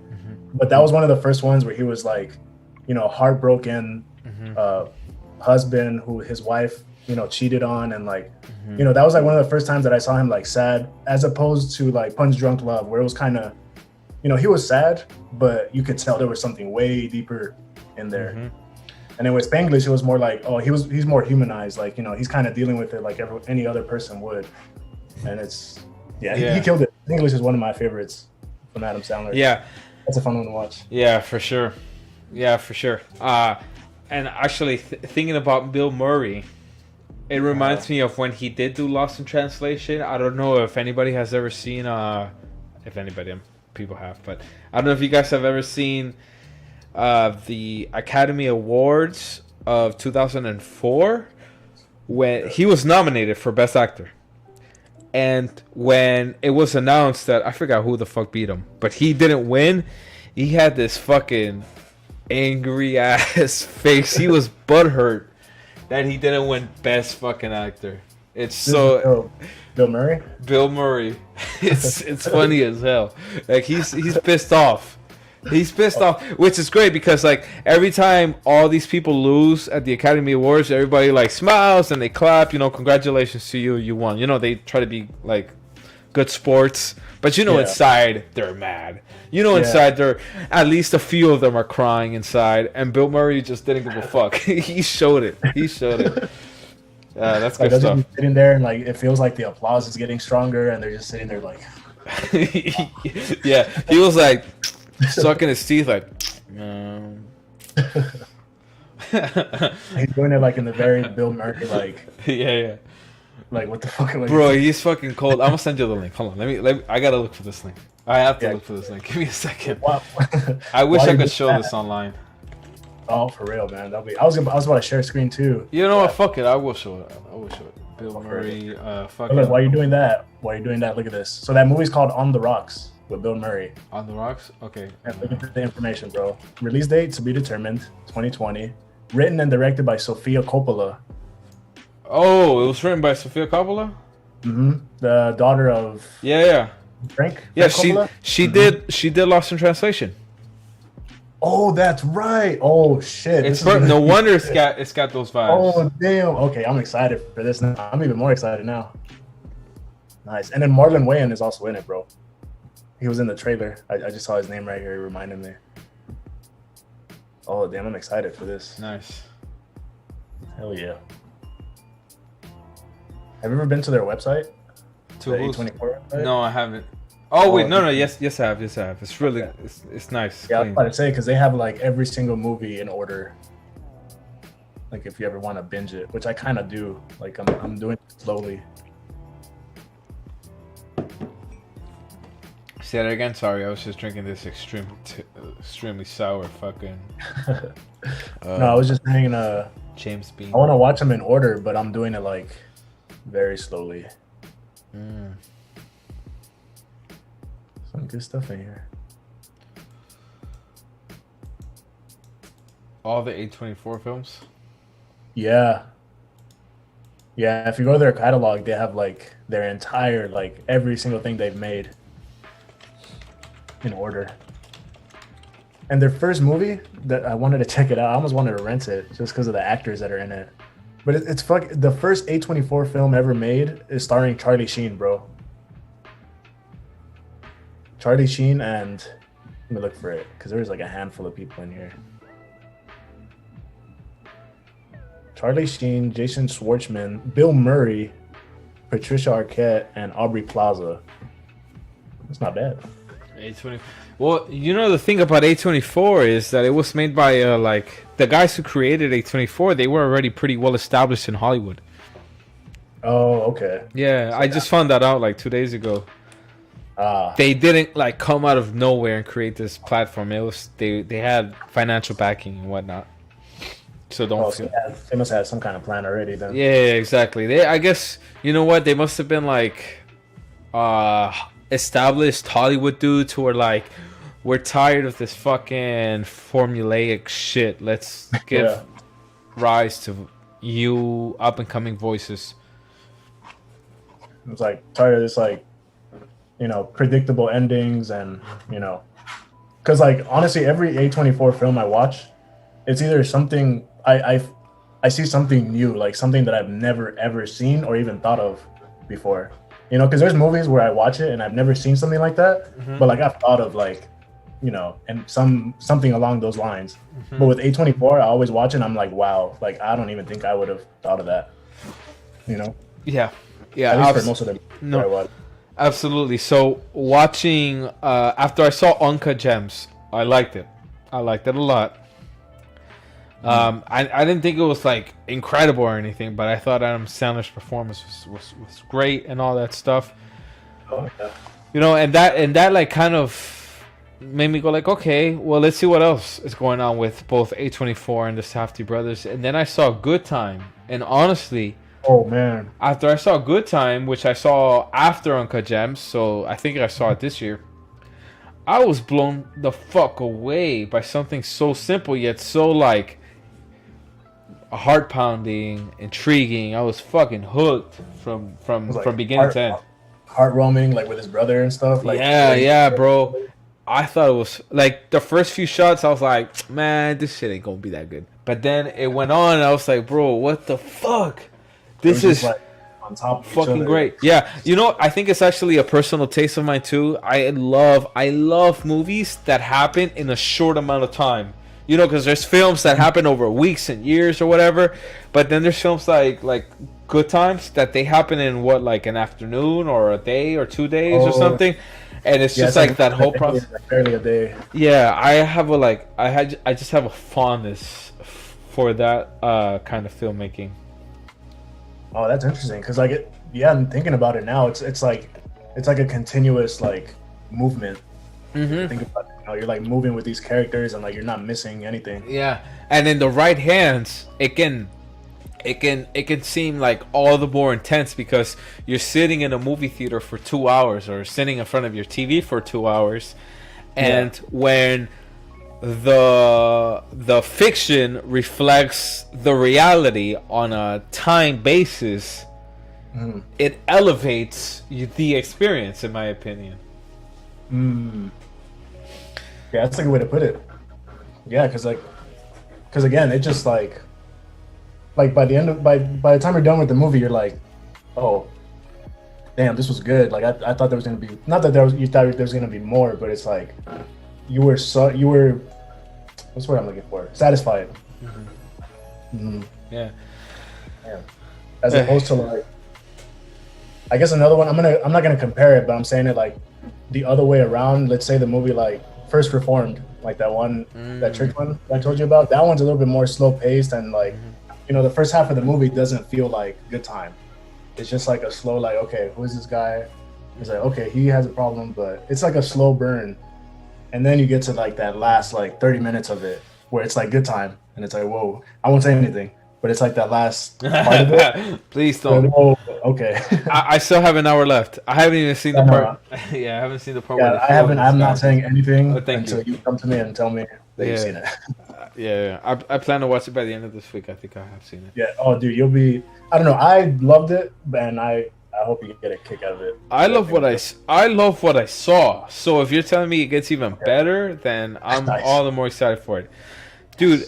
And you know, it makes total sense. At first, you know, I was kind of like, oh, what is this? But then when I saw that it was written, directed by the legendary Paul Schrader, then it made total fucking sense. I mean, he wrote some of the greatest films ever made. I have both the picture of Taxi Driver and Raging Bull on my fucking bedroom walls. Oh, hell yeah. Which he wrote both. So good on him. The fuck out of both of them. Yeah, he wrote the fuck out of both of them. But then he went quiet as fuck in the late 80s, early 90s, and the early 2000s. So has he been quiet since this one that you've seen, or has he made something before first? Dude, honestly, First Reformed is the last thing I've heard about him in a while. I'm not saying that's like the best thing he's done in a long time, or the only good thing he's done in a long time. It's just the only thing I've heard about recently, to be honest with you. And that happens though.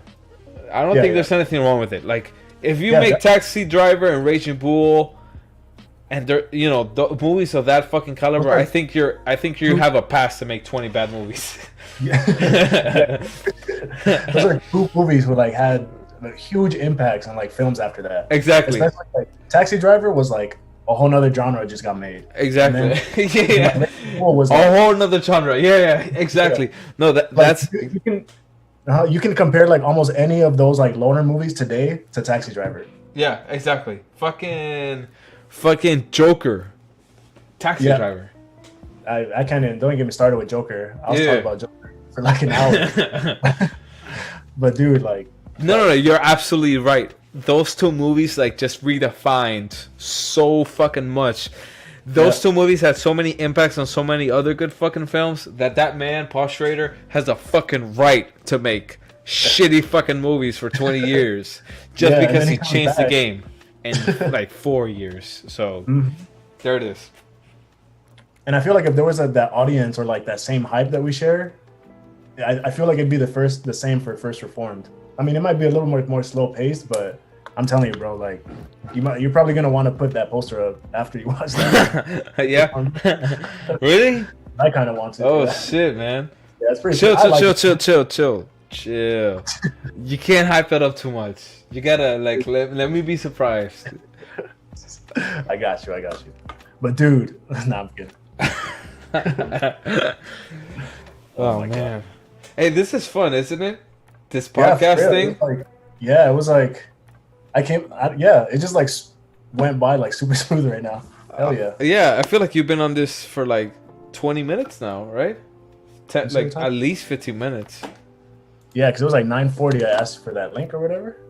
For that link. It has. Oh shit! You asked for that. You logged in at 12:40, so it's for me 12:40 for me. 25. So it's 1:06. You've been on here for almost 30 minutes. Dude, I still feel like I just joined you. To be honest. That's what I'm saying, bro. Nice, I enjoy this. Hell yeah. I think this is a great idea. And now I'm thinking about I like this so much, especially the conversation bit, that I think the process should have like a certain structure to it. So maybe we should start off by just talking like this. That way we can maybe people would be interested in the conversations we're having, and then we get into the editing process. But then we finish off with us talking again. So we start with talking and end with talking, which I think is a lot more fun. Yeah, I felt like you were doing that too, like, because I was listening to you talk like at the beginning.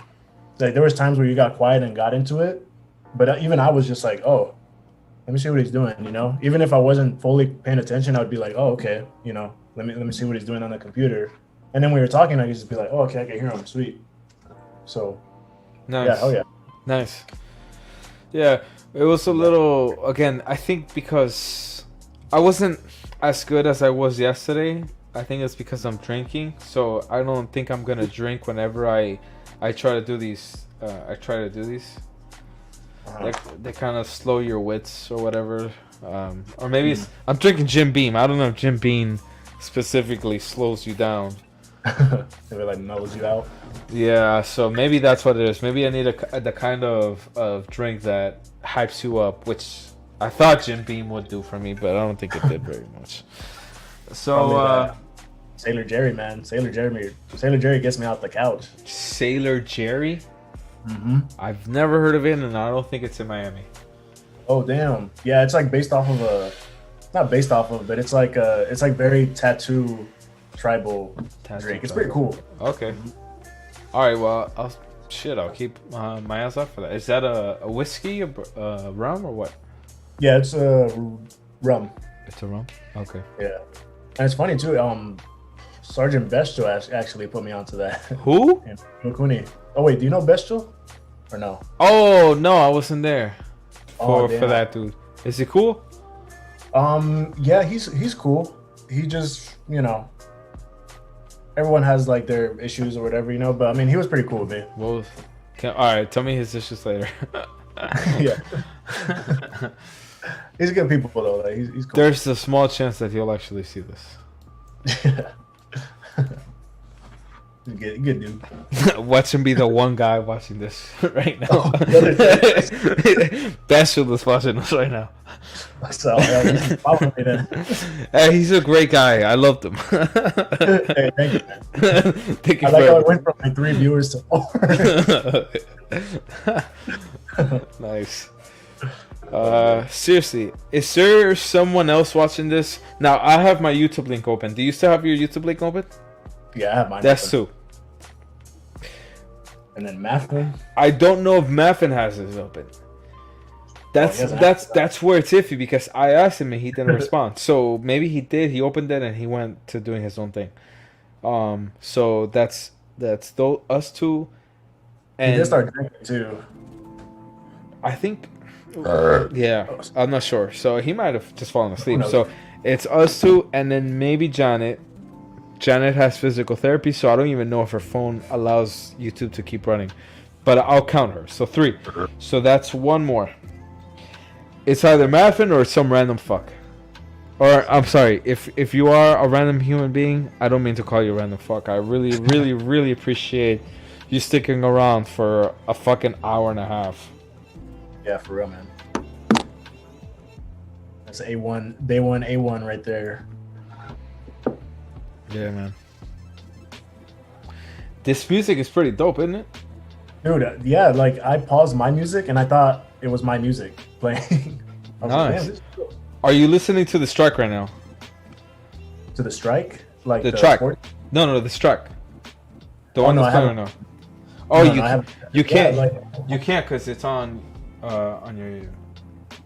Right, fuck, you can't. I can't make you YouTube? listen to it. No, don't play YouTube because then you'll be able to hear our voices and there will be a fucking loop. yeah.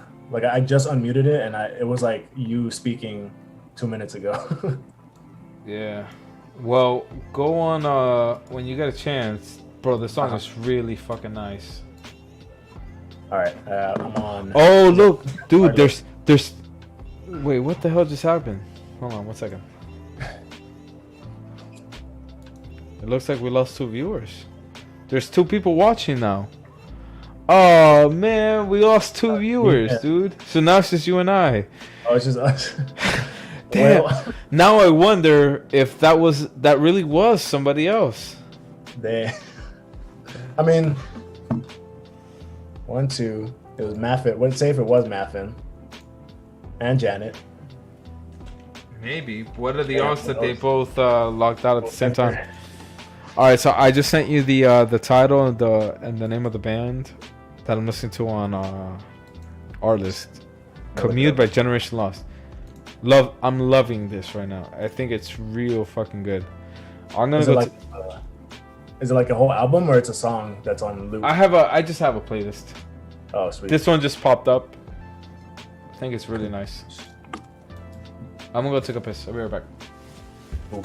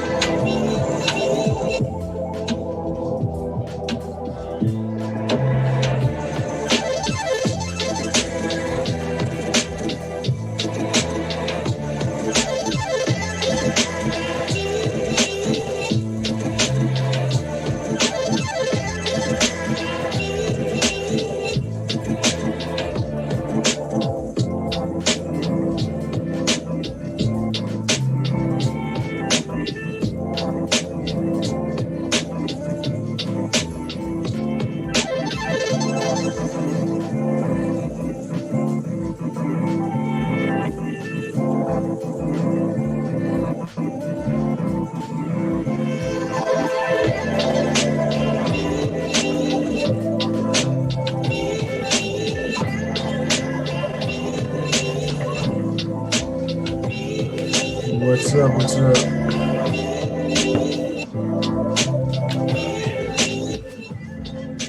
You know what would be a cool idea for a podcast one day? Yeah. If we watched a movie together. What do you think about that? Super down. We yeah. we won't show it or anything, but I guess it'll just be our faces reacting. Mm-hmm. And we could just invite whoever wants to watch it with us to watch it with us. We'll put the link out there and we'll start it at this exact time. We'll all press play on Netflix or Amazon Prime or whatever at the exact same Yeah. time, and we just sit together and watch it. Oh yeah, and then right after the movie, we could just, if anybody wants to talk, I mean, I'd be down to talk for sure. Yeah, definitely. Shit. Yeah. Oh yeah, I'm down. Cool, man. Yeah, that could be a cool episode idea. I'm down for that. Nice. Cream. Let me write that down. To like hit that list that we have too. There's a few movies, man. Like, have you seen? You still haven't seen a Peanut Butter Falcon? No, dude, I've been waiting to watch it with you. Like for real, I've decided not to touch it until you and I watch it together because you brought it up to me, and so I'm waiting. Oh, sweet. I'm down. If you guys wanna, not for the podcast, but if you guys wanna watch it sometime soon, let's do it. I know I don't have school tomorrow either, so I'll throw that out there. Tomorrow? Yeah, I don't have school at all tomorrow, and I'm pretty ahead on like my project, so I mean I'll have tomorrow to do my things. You know what? Nah, maybe. No, because the movie's coming out. The movie's due soon, and I know. Oh, okay. If Maffin has both songs done, then I'd be totally down. Okay. Yeah. No rush, man. Any time. Like, if there's a date you guys want to try again, I'm down. For sure, man. I have it on my Apple TV and everything. Oh, okay. It's free on Amazon Prime too. I think it's free. Oh, nice. Yeah, that one and Honey Boy. Have you seen Honey Boy? Oh, I did. To be honest with you, Weren't feeling it? I was not feeling it. I didn't give a fuck. I don't know. You know, sometimes you just don't care about the characters, and I get that that's Shia LaBeouf in real life, but I just felt nothing. Okay. Yeah, I think for me personally, I think it was just like me being a Shia LaBeouf fan. I was just able to, like, I loved it. Like, I dug the story and, like, you know, it was basically like a bio of his childhood. Yeah, that's what it was. He wrote that movie, if I'm not mistaken, for his own personal rehab. Mm-hmm. Like, he started writing it that first time he went in. And I think they show that in the movie, right? Like a small scene of it. Yeah, at the end. Hmm. Yeah, it was interesting. Yeah, I like what he did with it. I just, like I said, I just wasn't a big fan of his. I don't know what it was. I really wanted to connect with it, but I couldn't connect with it very well. Gotcha. Yeah, that makes sense. It happens. You know what? Let me say this. If I ever did meet him, I would give him props. I would. Because I think it's extremely brave to put not just your shit out there, but your parents' shit. Yeah. That's hard. Mm-hmm. And he did it in a way that wasn't like judgmental. It was really like objective and balanced and honest, I think. I don't know if like he made bullshit up, but from the impression I got, he wasn't trying to say his father was a piece of shit, and he wasn't trying to say that his father, was a good man. He was just saying his father is an extremely complex human being, and because of that, he ended up becoming a complex human being with complex issues. And I think in that aspect, that movie really worked. Yeah, because that's personal, man. That's like deep personal stuff. If you believe it or not, even if it's like, if people think it's like not their life or they can't relate to it. Because I can't relate to it. Like, I was watching that movie, bro, and I'm like, damn, I did not grow up anything like that, So, but just the fact that he put that out there, like, I have stuff that I've, we've all experienced the stuff with our families, but I'm sure, it's not as easy to open up. Let alone make a whole movie. That's what I'm saying. Yeah, man, absolutely. That's like he was putting shit out there that I wouldn't say in conversation. You know what I mean? Let alone a fucking movie. Yeah. So good on him. Good on him. And good on sorry, I'm gonna divert here. Good on HBO Max, because HBO Max has been kicking ass, by the way. Dude, every time I see a HBO Max commercial somewhere, I just see like a bunch of shows, like just a bunch of movies and shows that just came back out of nowhere. Yeah, man. I might have to get it. There's this new show called Lovecraft Country. It's pretty good so far. I only saw episode 1. I don't want to like say much about it, except to say that it's pretty good.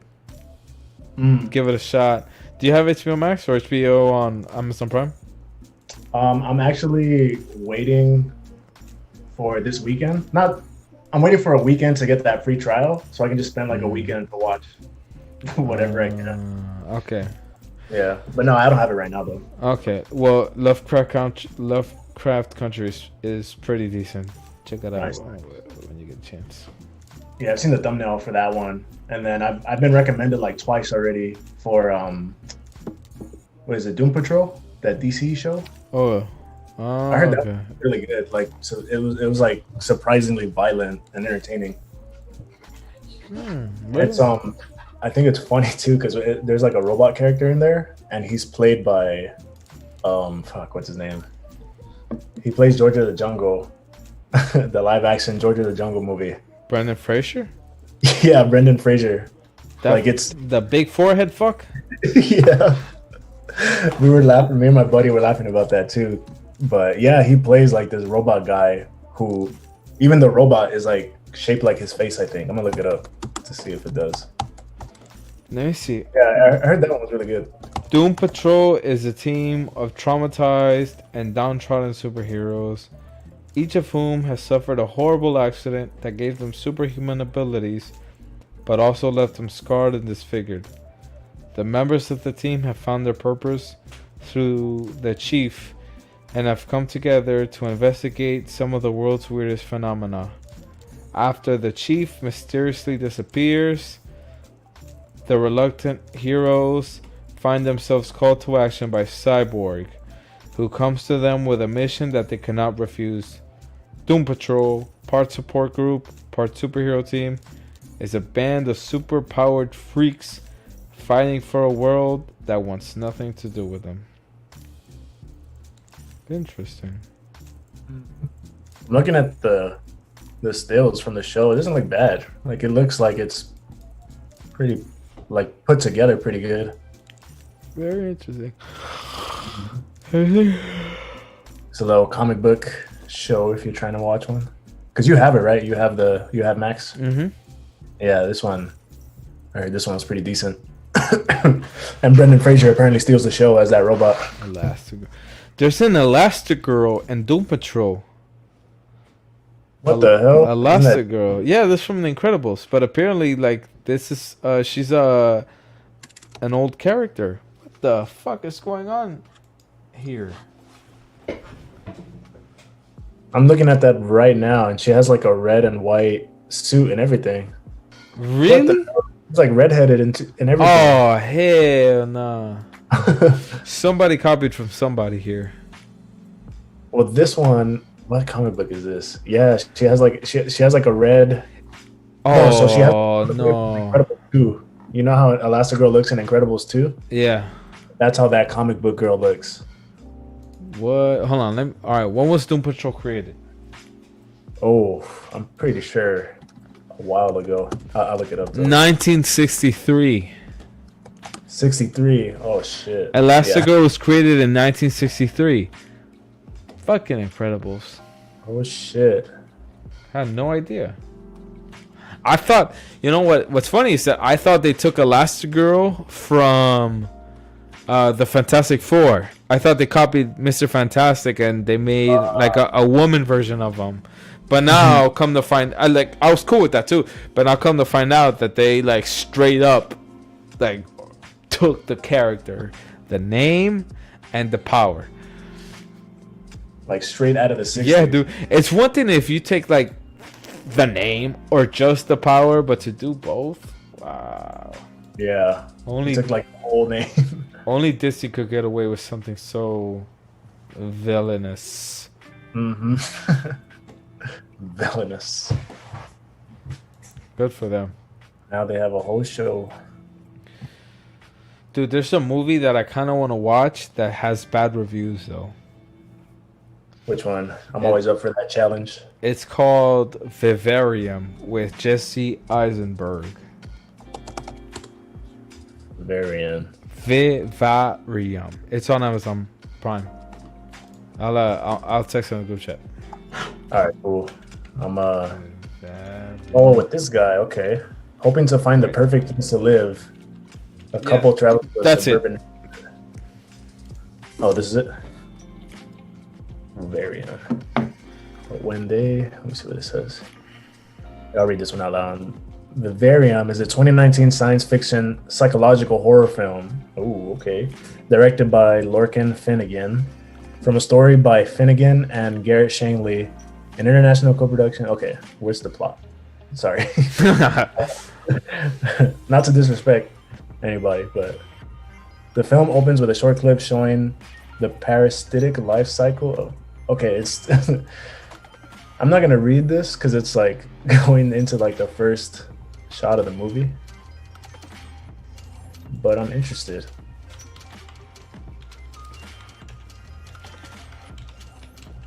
You know what's funny about like you not giving a fuck about who they are or what they do is that sentiment, I think it's very real and very appropriate, and it's a big reason why I choose not to give me a second.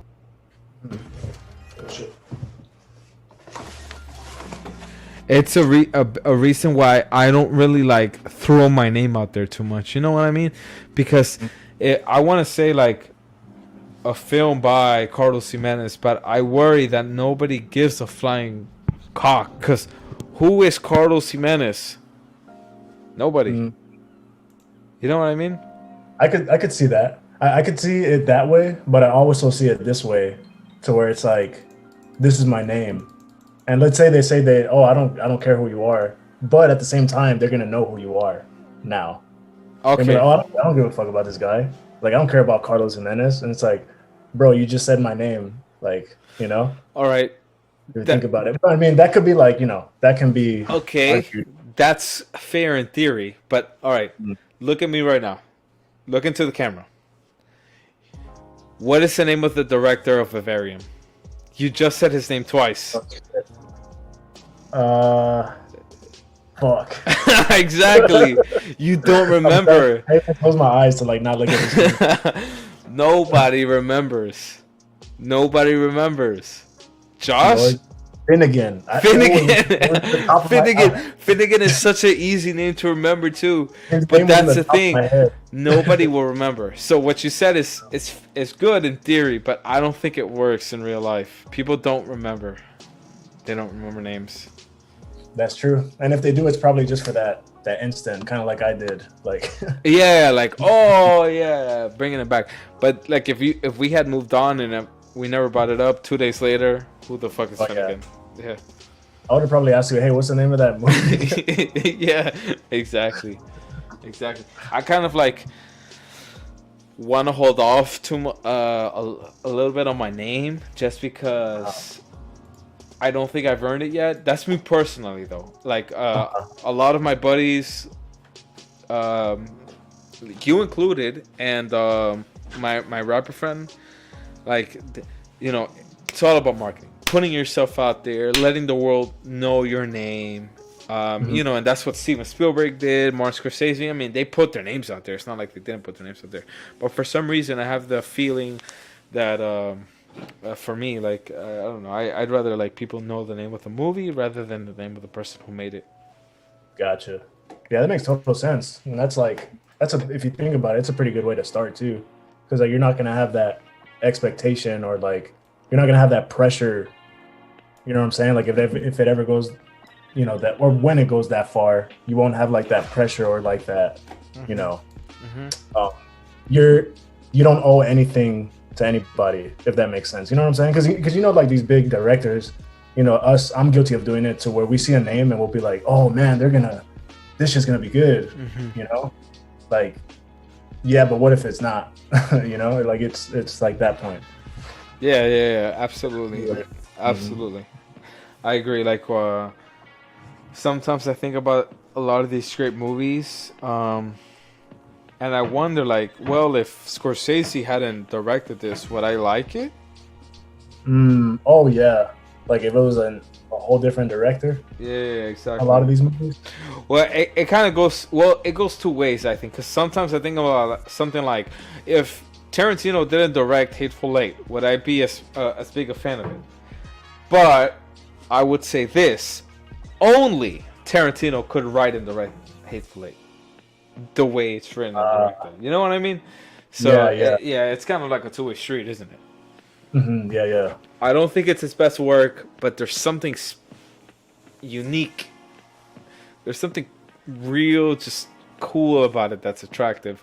And the fact that it was Tarantino made and directed, and the fact that it has his personality in the film is what makes it so cool and so enjoyable. Yeah, it's like we have his style and everything. Like, you know, we have everything that we expect or the stuff that we love seeing in Tarantino movies. But I mean, where would we be without that story? Because that story is, like you said, is like really unique. It's a detective story. Like it's trying to get down to the bottom of this kind of story. And it's like, I don't even think he's done like a film like that, you know? Yeah, exactly. He did a whodunit. It's a whodunit. Because there's a movie, Wild West. Because there's a few movies that have came out. That's the funny thing too. Like the past few years, we've had a few like mystery movies like that. Like there's that one with Chris Hemsworth and Jeff Bridges where they're in a hotel, Casino Royale. Yeah, that's right. Yeah, that's a really good one. But it's like, you know, like it didn't get that Tarantino like fame or hype. You know what I'm saying? It's just the fact that we get like that style. I don't know. It's dope. Yeah. I like Casino Royale and Knives Out too. Oh, Knives Out was enjoyable. Awesome. Yeah, I agree. That was pretty sweet. Yeah, and yeah, Hateful Eight is you know, my only beef with Hateful Eight, and I think this is something that has been actually picked on quite a bit, is that it was shot on 70 millimeter. Oh. So Tarantino was going for that real wide, real big look. Yeah. And it works so well during the mountain shots. So in the beginning, and really good during the scene where Warren is like thinking about the time where he fucking made the general's son suck his fucking black dingus. When I knew he was your boy. When I knew he was your boy. I was gonna have some fun. He was bleeding, so it was warm. Yeah, that part works. Those scenes, those huge landscape scenes, work really fucking well. But then I think about, and again, this has been something that's been addressed quite a bit, so it's not new at all, me saying this, but the whole movie is shot inside of a fucking bar. So you're telling me you chose to go with this very expensive kind of film that works really well for outside shots, and 80% of the movie is spent inside of a fucking haberdashery? Why? That's what I want to ask him. Why? Like, you could have gone with anything else. And I would say something smaller would have worked better, because if you're trying to make these characters feel closed in, and you know, like they're waiting for the blizzard to pass, and they're feeling claustrophobic, they're waiting around with people they just do not trust at all, and you know, like 4 of them are scheming, and then the other 3, they're like, you know, trying to survive, but they don't know it, but they do at the same time, and they just don't know what the fuck is going on. It seems like it should all be like so tied in that we have no idea what the fuck we're doing. Oh, so you would have wanted a bro. Okay. Bro, I think he should have gone with something smaller. He absolutely should have gone with something smaller, but for some reason he had a decision to make, and he went with wide format. And I question it. That's all. I just question if he was just going for the 70 millimeter just for the novelty of it, just to say that he was going for it, you know, as opposed to doing it with purpose. Gotcha. I see. Okay, I see what you're saying. So it's like he definitely went for a look there for the movie. I think he chose aesthetic over meaning. Okay. I really do. Again, I could be wrong. I don't fucking know the man, and the man could be, you know, like the man is, you know, like I'm nobody and he's everything. So I'm sure he has great reasons, but at the same time, I can't see it, and I'm not the only one, because I've seen plenty of videos and I've read plenty of essays on it where why the fuck would you shoot 70 millimeter? Would you choose 70 millimeter and then stay inside of a fucking haberdashery for 80% of the fucking movie? It just didn't make any sense. It just didn't make any fucking sense. That's all I'm saying. Gotcha. Okay, I see where that logic is coming from. I definitely agree with that. Like I can understand that. Because it's I like that you bring that up too, because I mean that's like the conversation we've been having like the last 2 weeks about using shots and angles for like a purpose. That's like a big thing that a lot of people kind of miss the ball on. Like for example, like if someone reuses like a Dutch tilt, for 4 or 5 times in one scene. It's like the same way as like the whole 70 millimeter thing. Like we don't need it, but you're obviously, you have a vision that you're going for or whatever. And it's like totally fine to like, break it down the way that you were right now too, because something I'm noticing is like people are kind of, or like critics are like afraid to kind of actually tell what they feel about movies nowadays, because they don't want to be like wrong. But if you think about it, dude, like however you interpret a movie, like it's not necessarily wrong. At least for those people who think, that they're like self-conscious about it or whatever. And I'm just bringing that up because, I don't know, it just feels really common, especially going to film school, to where people want to debate. And it's like, it's not a debate. It's just like okay, I see what you're saying, but I think, it was probably because of this. Yeah. It's more like that. Yeah. I think there's 2 extremes to it. I see like there's a group that like hipsters. They dislike universally loved movies. Everybody loves Pulp Fiction, so they don't like Pulp Fiction, and they have a really good reason not to like Pulp Fiction or whatever. Like fuck you. You know what I mean? But they try to sound like they tend to be pretentious fucks. And then on the other end, it's people like what you're talking about, where it's people who maybe they don't like Pulp Fiction for a good reason. Yeah, like but because everybody loves it and because it's so universally critically acclaimed, they don't want to go against the grain. So they just agree. They agree, oh yeah, it's a great movie. But personally, they might not even like it that much. Yeah, it's like they feel like they have to say something like that to be part of the conversation. So where it's really not like that. Like if that's the case, then you're probably hanging around with like the wrong people.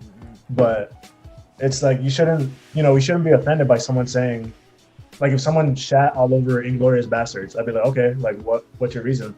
I'm not gonna like argue with them. Yeah. But yeah, totally, man. Yeah, no, exactly. Like I totally understand that, and it's shame. I don't know who I like less. I think I like the fuckers who hate good movies just to hate good movies, or the fucking people who go with the fucking yes men. Man, I don't know. I think it's great. Like, you're always gonna find that where, for sure. And you know what? It doesn't even have to be so black and white. Like I'm judging the shit out of The Hateful Eight. Like I'm judging the shit out of Tarantino's decisions, but I enjoy the fuck out of that movie. I love that movie. I think it's fun as hell. And you know what's better than the movie? The actual I don't know if this is like an official thing, but Netflix released like kind of like a mini series. It's like 4 parts, so they broke it down into 4 hours, 4 episodes or 5 episodes. Each one is an hour long. And I think they threw in like all the footage they didn't use for the actual film. I don't know if you've seen that yet. Have you seen that? Yeah. You've seen it? It's like it's like 55 minutes each, and I think it's supposed to be like an extra 40-30 minutes. Yeah, that's right. That's it. I think I like that better. It's longer, and I enjoy the fuck out of it. I enjoyed every fucking single second of it. But it's again, one of those I can just like play in the background sometimes too. Like if I'm doing something or cleaning or something, I'll just play one like in the background or some shit. Yeah. Absolutely. And it's, to me, it's so good that if I do play it in the background, there's gonna be times where I'm just like, oh shit, here comes the scene where Warren is fucking making the general's son suck his fucking dick. So it's I a think, big question. yeah, I love it. I fucking love it. I think it's great. The movie's great, and I really don't have too much to complain about with the story. I just like, again, I don't think it's perfect. I don't think it's perfect. There's plenty to pick apart. in my opinion. Dude, I'm actually really glad you brought that wide shot out, because that's something that I didn't even pay attention to like the past few times I've seen that movie. So I might just watch it again and just kind of put that, just see, or just like imagine what it would be like if it was tighter. You know, if we had more tight shots. Or something Yeah, like that. exactly. Imagine if he made what was the name of the hangman? John Ruth, right? Ruth. John Ruth, the main character. Kurt Russell's character. Kurt right? Russell's character. Exactly. The whole time he's there like one or two or maybe all of these fellas is here to make sure Dominic Yu goes free. That's his whole motive. So you're telling me this character walks into a place where he knows he's surrounded by enemies, and yet you give him so much space in the frame on the left and right? Why are you giving him so much fucking breathing room? That just makes no sense to me. You know what I mean? Really make like, you tell me. All right, right now Tarantino's telling me John Ruth is feeling anxiety. He's feeling like he can't trust anybody here. Okay, but show it to me. That would have elevated that movie to like further to further levels, because it isn't at the highest echelons. I don't think there's anybody out there who really considers The Hateful Eight among Tarantino's top 3 or even top 2. You know what I mean? Yeah. And I think that's a big reason why. Subconsciously, it's because we just don't feel a lot of what John Ruth is going through. He chose to shoot on 70mm film because of how awesome it looks. And I agree, 70mm looks fucking awesome. And you would know better than I would, because you saw it, right? On a 70mm presentation. Yeah, the Cinedome, bro, across the street from Amoeba in Hollywood. Mm-hmm. Yeah. And looks fucking awesome, right? Fucking long, bro. That's So it was like you were looking up, like you were like looking left and right. Like, holy shit. It was good. And that's that's fucking fantastic. Like, good on him for, because he's the kind of guy that likes to do shit because it's cool, and I don't blame him for it. And he was stressing for that theater too. Like he specifically, right. It was almost like he specifically did it for those theaters. He did it. He did it for the Cinedome. He actually went on the Howard Stern show, and he complained about how Disney was taking his showing time to show it for Star Wars. Yeah, that they were trying to like book the entire weekend, and he's like, "Yo, what the fuck?" Like, this is my yeah, and it turned out to like actually not be that true, because supposedly Star Wars Disney had booked it a long time ago or whatever. Oh damn. Yeah, I don't know. So he might have been mistaken or whatever. But yeah. So fucking yeah. So he went with this specific format in this specific theater. But I'll hit it one more time. I really think he did it for the surface reasons rather than like serving what's best for the soul. Got it. Yeah. Yeah, definitely. I'm even like now comparing it to, Inglourious Bastards, for example. In the very beginning, dude, the women that's like under the house, like how tight they were in there and how long those shots were of them being under the board. Like from the very beginning of the movie, we already know like, oh damn, this woman is in trouble. The entire movie, she's in trouble. Like we don't know what's gonna happen to her, but she's in trouble. And thinking about it now in Hateful Eight, Kurt Russell's character, bro, I didn't feel like he was in danger at all. Like, think about it now. I can't picture him. Like the only person I thought was in danger was Samuel Jackson's character, because he was black and like nobody knew who he was. Yes, exactly, bro. You know what? So, like when Kurt Russell like threw that coffee up, it was like what the fuck just happened? You know, like, Yeah. so that's how Tarantino gets you. That's how he like, boom, like Tarantino magic right there. You know? All right, you know what? Okay, that's a great point. Maybe like he intentionally wanted you to make you feel like, oh, Kurt Russell's not gonna die. Kurt Russell's not gonna be in any danger, because Kurt Russell is Kurt Russell and he's the main character of this movie. There's no way he's gonna fail. Oh shit. And that could be it. That could be it. But again, I don't think it would have been as impactful if the whole time you were like, oh my god, is he gonna die? No way, he's not gonna die. No, he's not gonna die. There's no way he's gonna die. Is he gonna die? Holy fuck, he's not gonna die. Is he? Oh fuck, he's dying! What the fuck? I knew it, I knew it. You know, that would have been great. That's fucking cinema. He should have gone for that.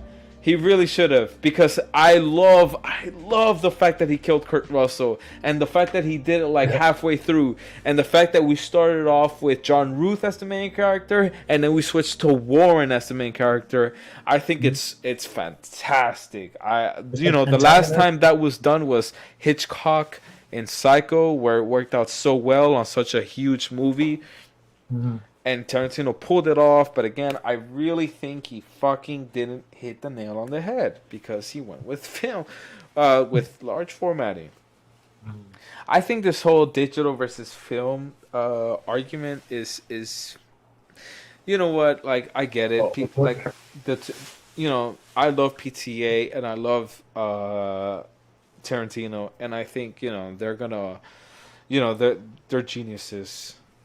They have their reasons for choosing film over digital.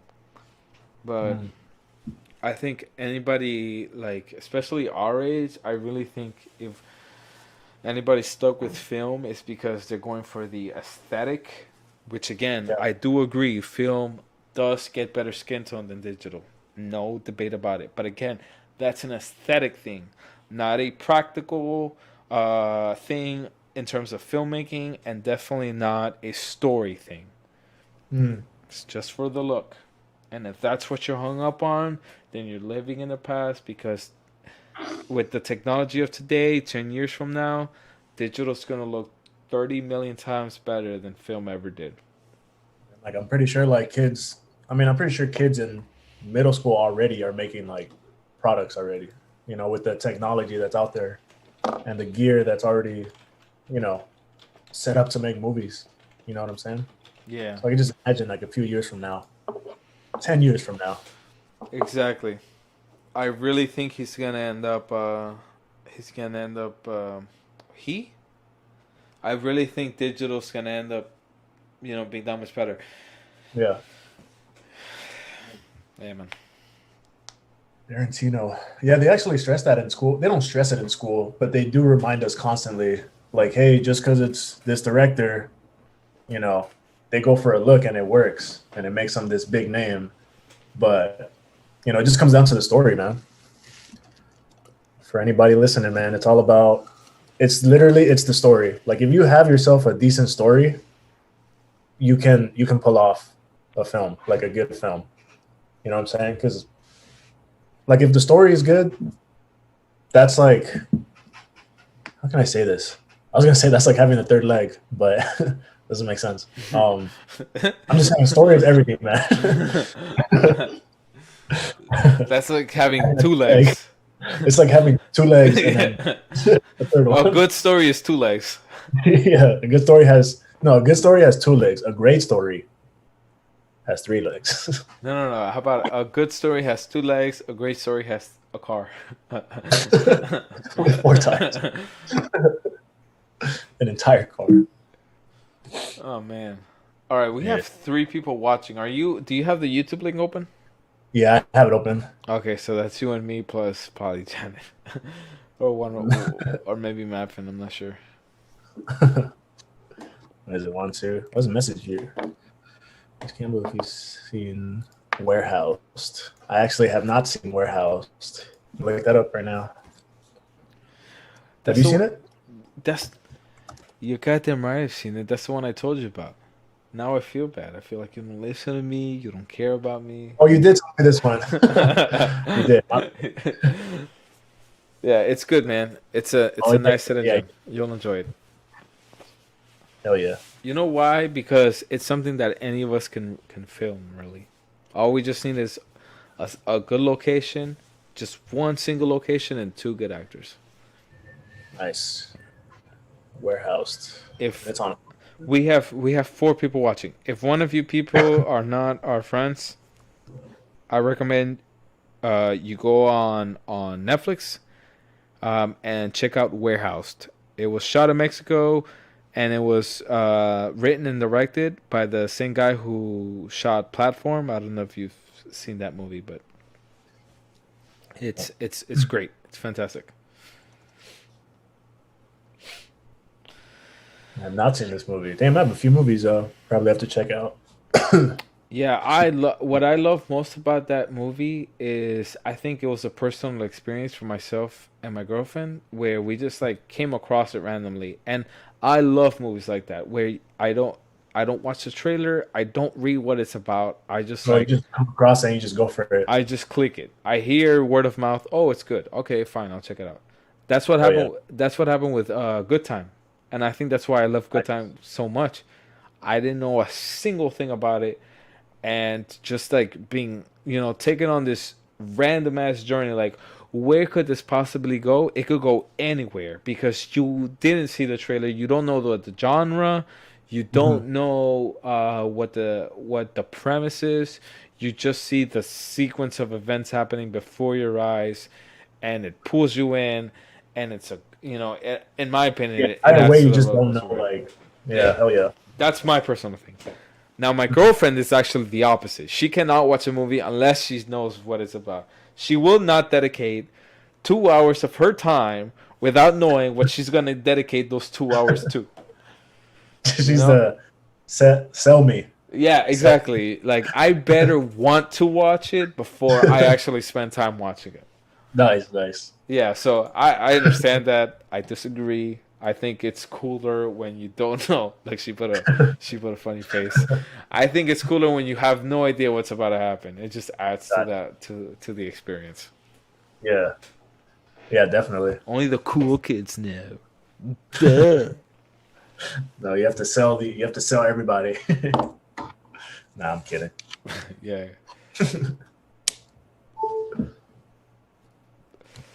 Oh man. Good movie to come across by then. Or it sounds like a good movie to come across. I don't want to hype it up too much, dude. It's just a chill movie. Nice. I'll check it out. Yeah, real deep, real thoughtful. Let me see.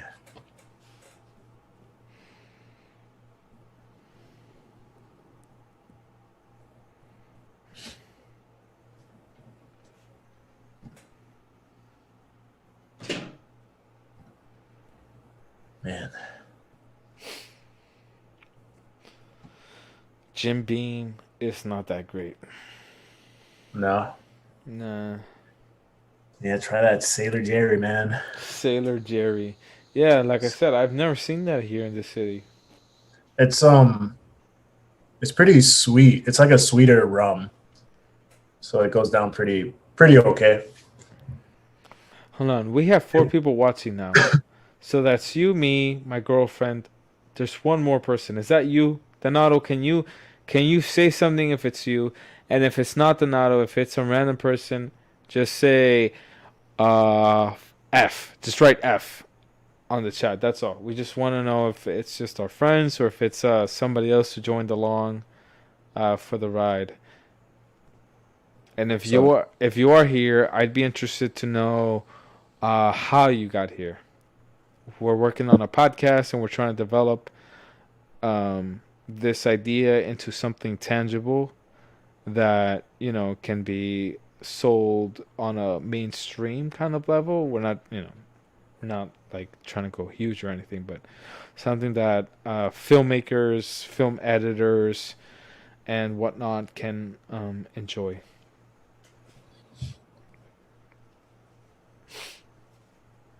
That's the trailer right there.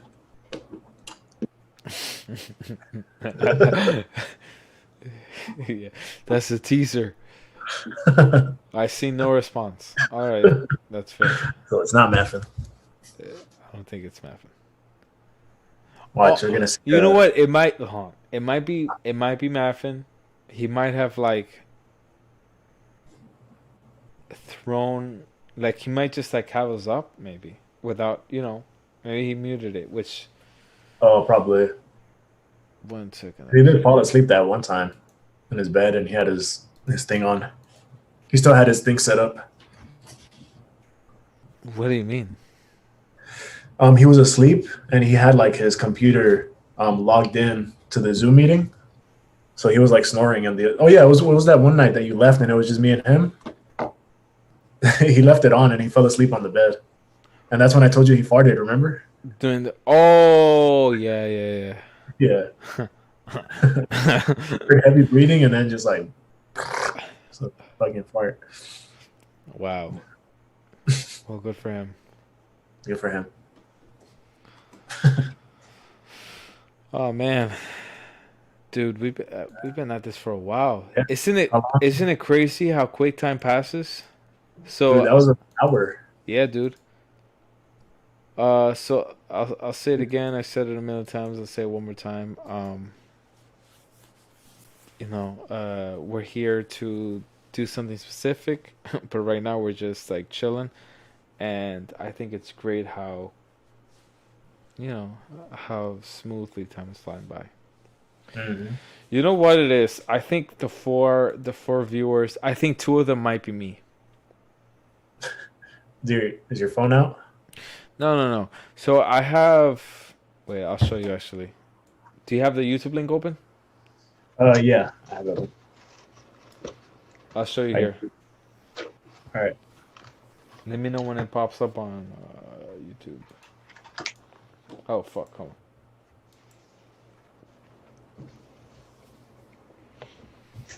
on. Damn, bro, we're fucking behind.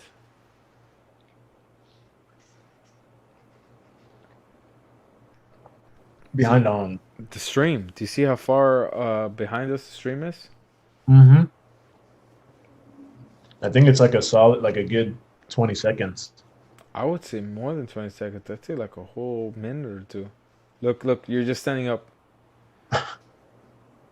Oh, damn, that's a... Oh, no, yeah. Yeah, look at that. You're about to eat right now.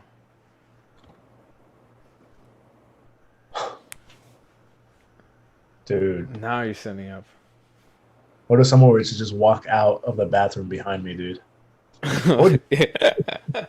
If somebody came from behind you, bro, if someone just fucking rushed me, like, right there, I would tell you to dodge. I don't know. I would cry for you. How about that? I would call the police, but I don't know your address. And yeah, I'd probably be too late. It'd be too late by then. Yeah, it'd be too late.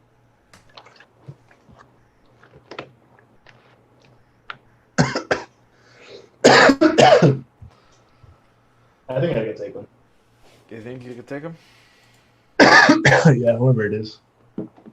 I'll probably just lay on the floor, play dead, and then we'll see what happens.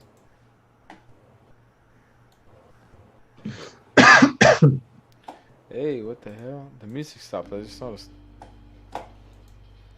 Yeah, I had it on mute, so I couldn't tell. Oh man, I think it's because we just been talking for a while. Oh, let me see where Hurricane Laura is right now.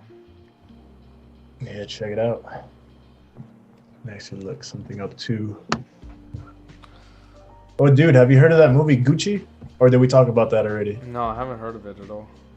Ooh, yeah, it's in the works right now. It's supposed to be starring Lady Gaga, and potential actors are rumored.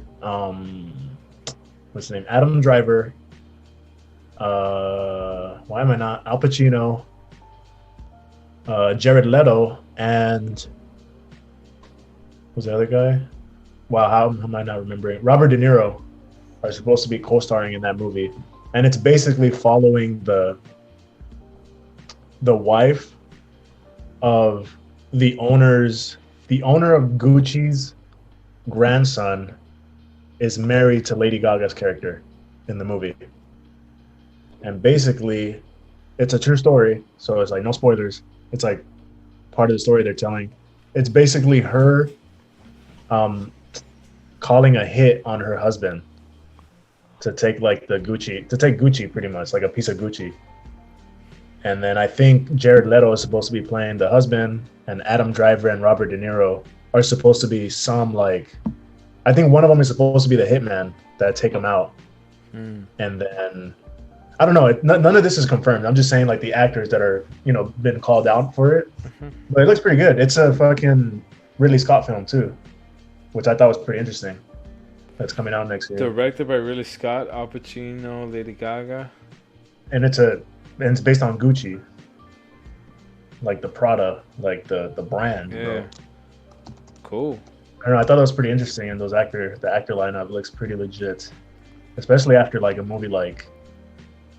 Well, I'm saying mainly for Lady Gaga, because Lady Gaga is surprisingly like a well actor, bro. Yeah, like, I like she her did stuff. good. Like, Yeah, I agree. I love her in like American Horror Story. She kills it. The movies that she's been out already, like A Star Is Born, she I kind of agree. got me with that. Yeah. I agree. So I'm really excited for Yeah, this one. she has a cool quality about her. Mm-hmm. Yeah, I like I A Star Is just Born. love that. Yeah. I remember watching A Star Is Born with my girlfriend, and we got so fucking pissed off that Bradley Cooper killed himself. Who got pissed off? Spoiler alert. Me and my girlfriend. Oh, yeah. We were just like, Like, dude, get the Why? fuck over it, you rich fucking piece of white shit. see, You know? bro. Like, are you serious? Like, you killed yourself? Why? With all that, it had like so. It took a turn. It just didn't make any sense to me. Like Man. he must have never gone through any kind of struggle if he's gonna kill himself. Yeah. Just like Especially and you I would imagine like the childhood that they kind of teased, I mean, they didn't show his childhood on screen, but they definitely talked about him having like a bad role model and shit. Mm-hmm. So I'm pretty sure there's worse things that happened than, drinking. That's So I feel true. that. That's true. It's like, why is he gonna kill himself if it's just drinking? I don't know.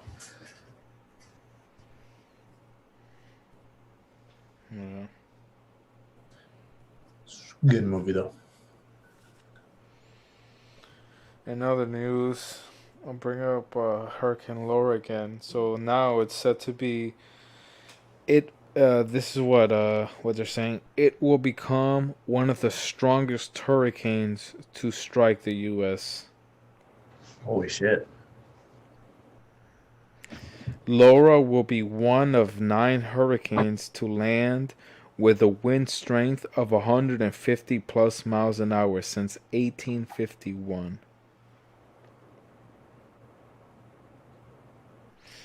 Of course that would happen in this fucking year. It's the most powerful hurricane to ever strike Louisiana, more powerful than Katrina. Damn. More powerful than Katrina. And Katrina fucked Louisiana up. Yeah, man.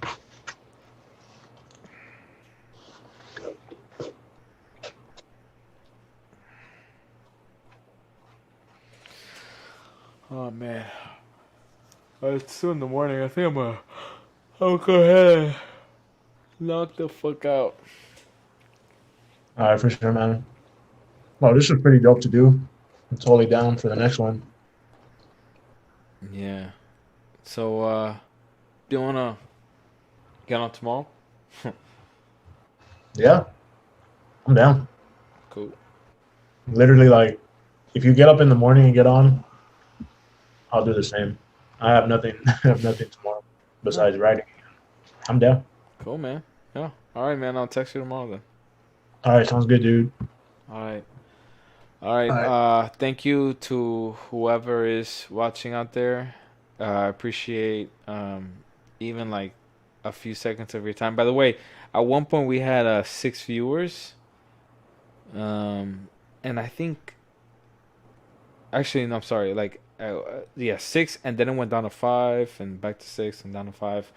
And there was a point where 5 viewers stuck around for like, let me see how long this is, for almost 5 minutes, which blew my fucking mind. 5 minutes is so long. Like, how often do you give 5 minutes of your time to a fucking random ass stranger? You know, Yeah. like And if you didn't I, even have to go to the door. yeah. When was the last time that you spent 5 minutes on YouTube watching some random ass podcast? Think about that. I never did it. So Man, the fact that a fucking person did it for us, I think it's pretty cool. that's pretty cool. I mean, Yeah. it's an audience. Yeah, exactly. An audience of one person just Hmm. randomly stopped by and said, "Oh, this is not that bad." Hmm. And then, they had better things to do or whatever. But yeah, I think it's cool. So, You yeah, got man. clicked on, and yeah, Yeah. dude, just a one audience member. Even if you had one subscriber, man, and he tunes in every day, Yeah. you're like, "Yo, shout out to that dude, man." Yeah, exactly. Oh, Oh yeah, we're still developing the kinks of this. We're still figuring out a way to format it in a cool way, in a organized way. And we're missing one of the three horsemen that's supposed yeah. to be joining us. But yeah, the real show should happen soon. And until then, once again, thank you very much for stopping by. It was a pleasure to talk to Campbell and to talk for whoever was out there. You got any parting words? Parting words. Watch more movies, man. Study more movies. Try to break down more movies, and try to understand characters as opposed to just watching it just to watch it or just for a part. And yeah, have fun watching it, man. Watch more movies. That's the main thing. I feel movies are very, I'm going to say this real quick. I feel like movies are extremely educational in my own personal way for life. And yeah, I feel like it doesn't get said too often. So I'll say it first here, and I'll probably say it a few more times if we do this some more. Well, when we do this some more. But yeah, man, I'd love to get into that deeper for some other conversation, but I'll just leave it at that We for now. definitely will. Okay, we'll hold off on that until like the actual live, until the live showing. Man, Ooh, that's a we might even skip it for tomorrow because I think that would be better for like the actual true premiere kind of thing. yeah, hell yeah, man. Because I have a few movies that I don't know, they're like personal cuts to me, and we could totally talk about that. I'd love to talk about that. I think that's a great idea. Like for an episode 1, before we Yeah. get into the actual work, we Uh-huh. talk about what movies mean to us and specifically Yeah. which movies mean, specific things to us. Yeah. And we could break it down either psychological or metaphorical or film style. We could do it however, man. Just how whatever naturally comes out. I think that'll be pretty sweet. I think so too. Okay. Mm. Yeah. Oh yeah. Well, if anybody's watching out there again, thank you for stopping by, and please join us again whenever we go back up. Okay. Well, that's all I got. All right, brother. Yeah. All right, man. It was a pleasure. I can't wait to do this again tomorrow. Hell yeah, man. All right, I'll talk to you later, bro. Yeah, man. Take it easy. All right, you too, bro. Peace. Peace. Goodbye, everybody. Look at this effect here. Send your wishes to the citizens of New Orleans. I'm sorry, to the citizens of Louisiana, and give them your good energy. Hopefully nobody is seriously hurt or even killed by what's about to happen.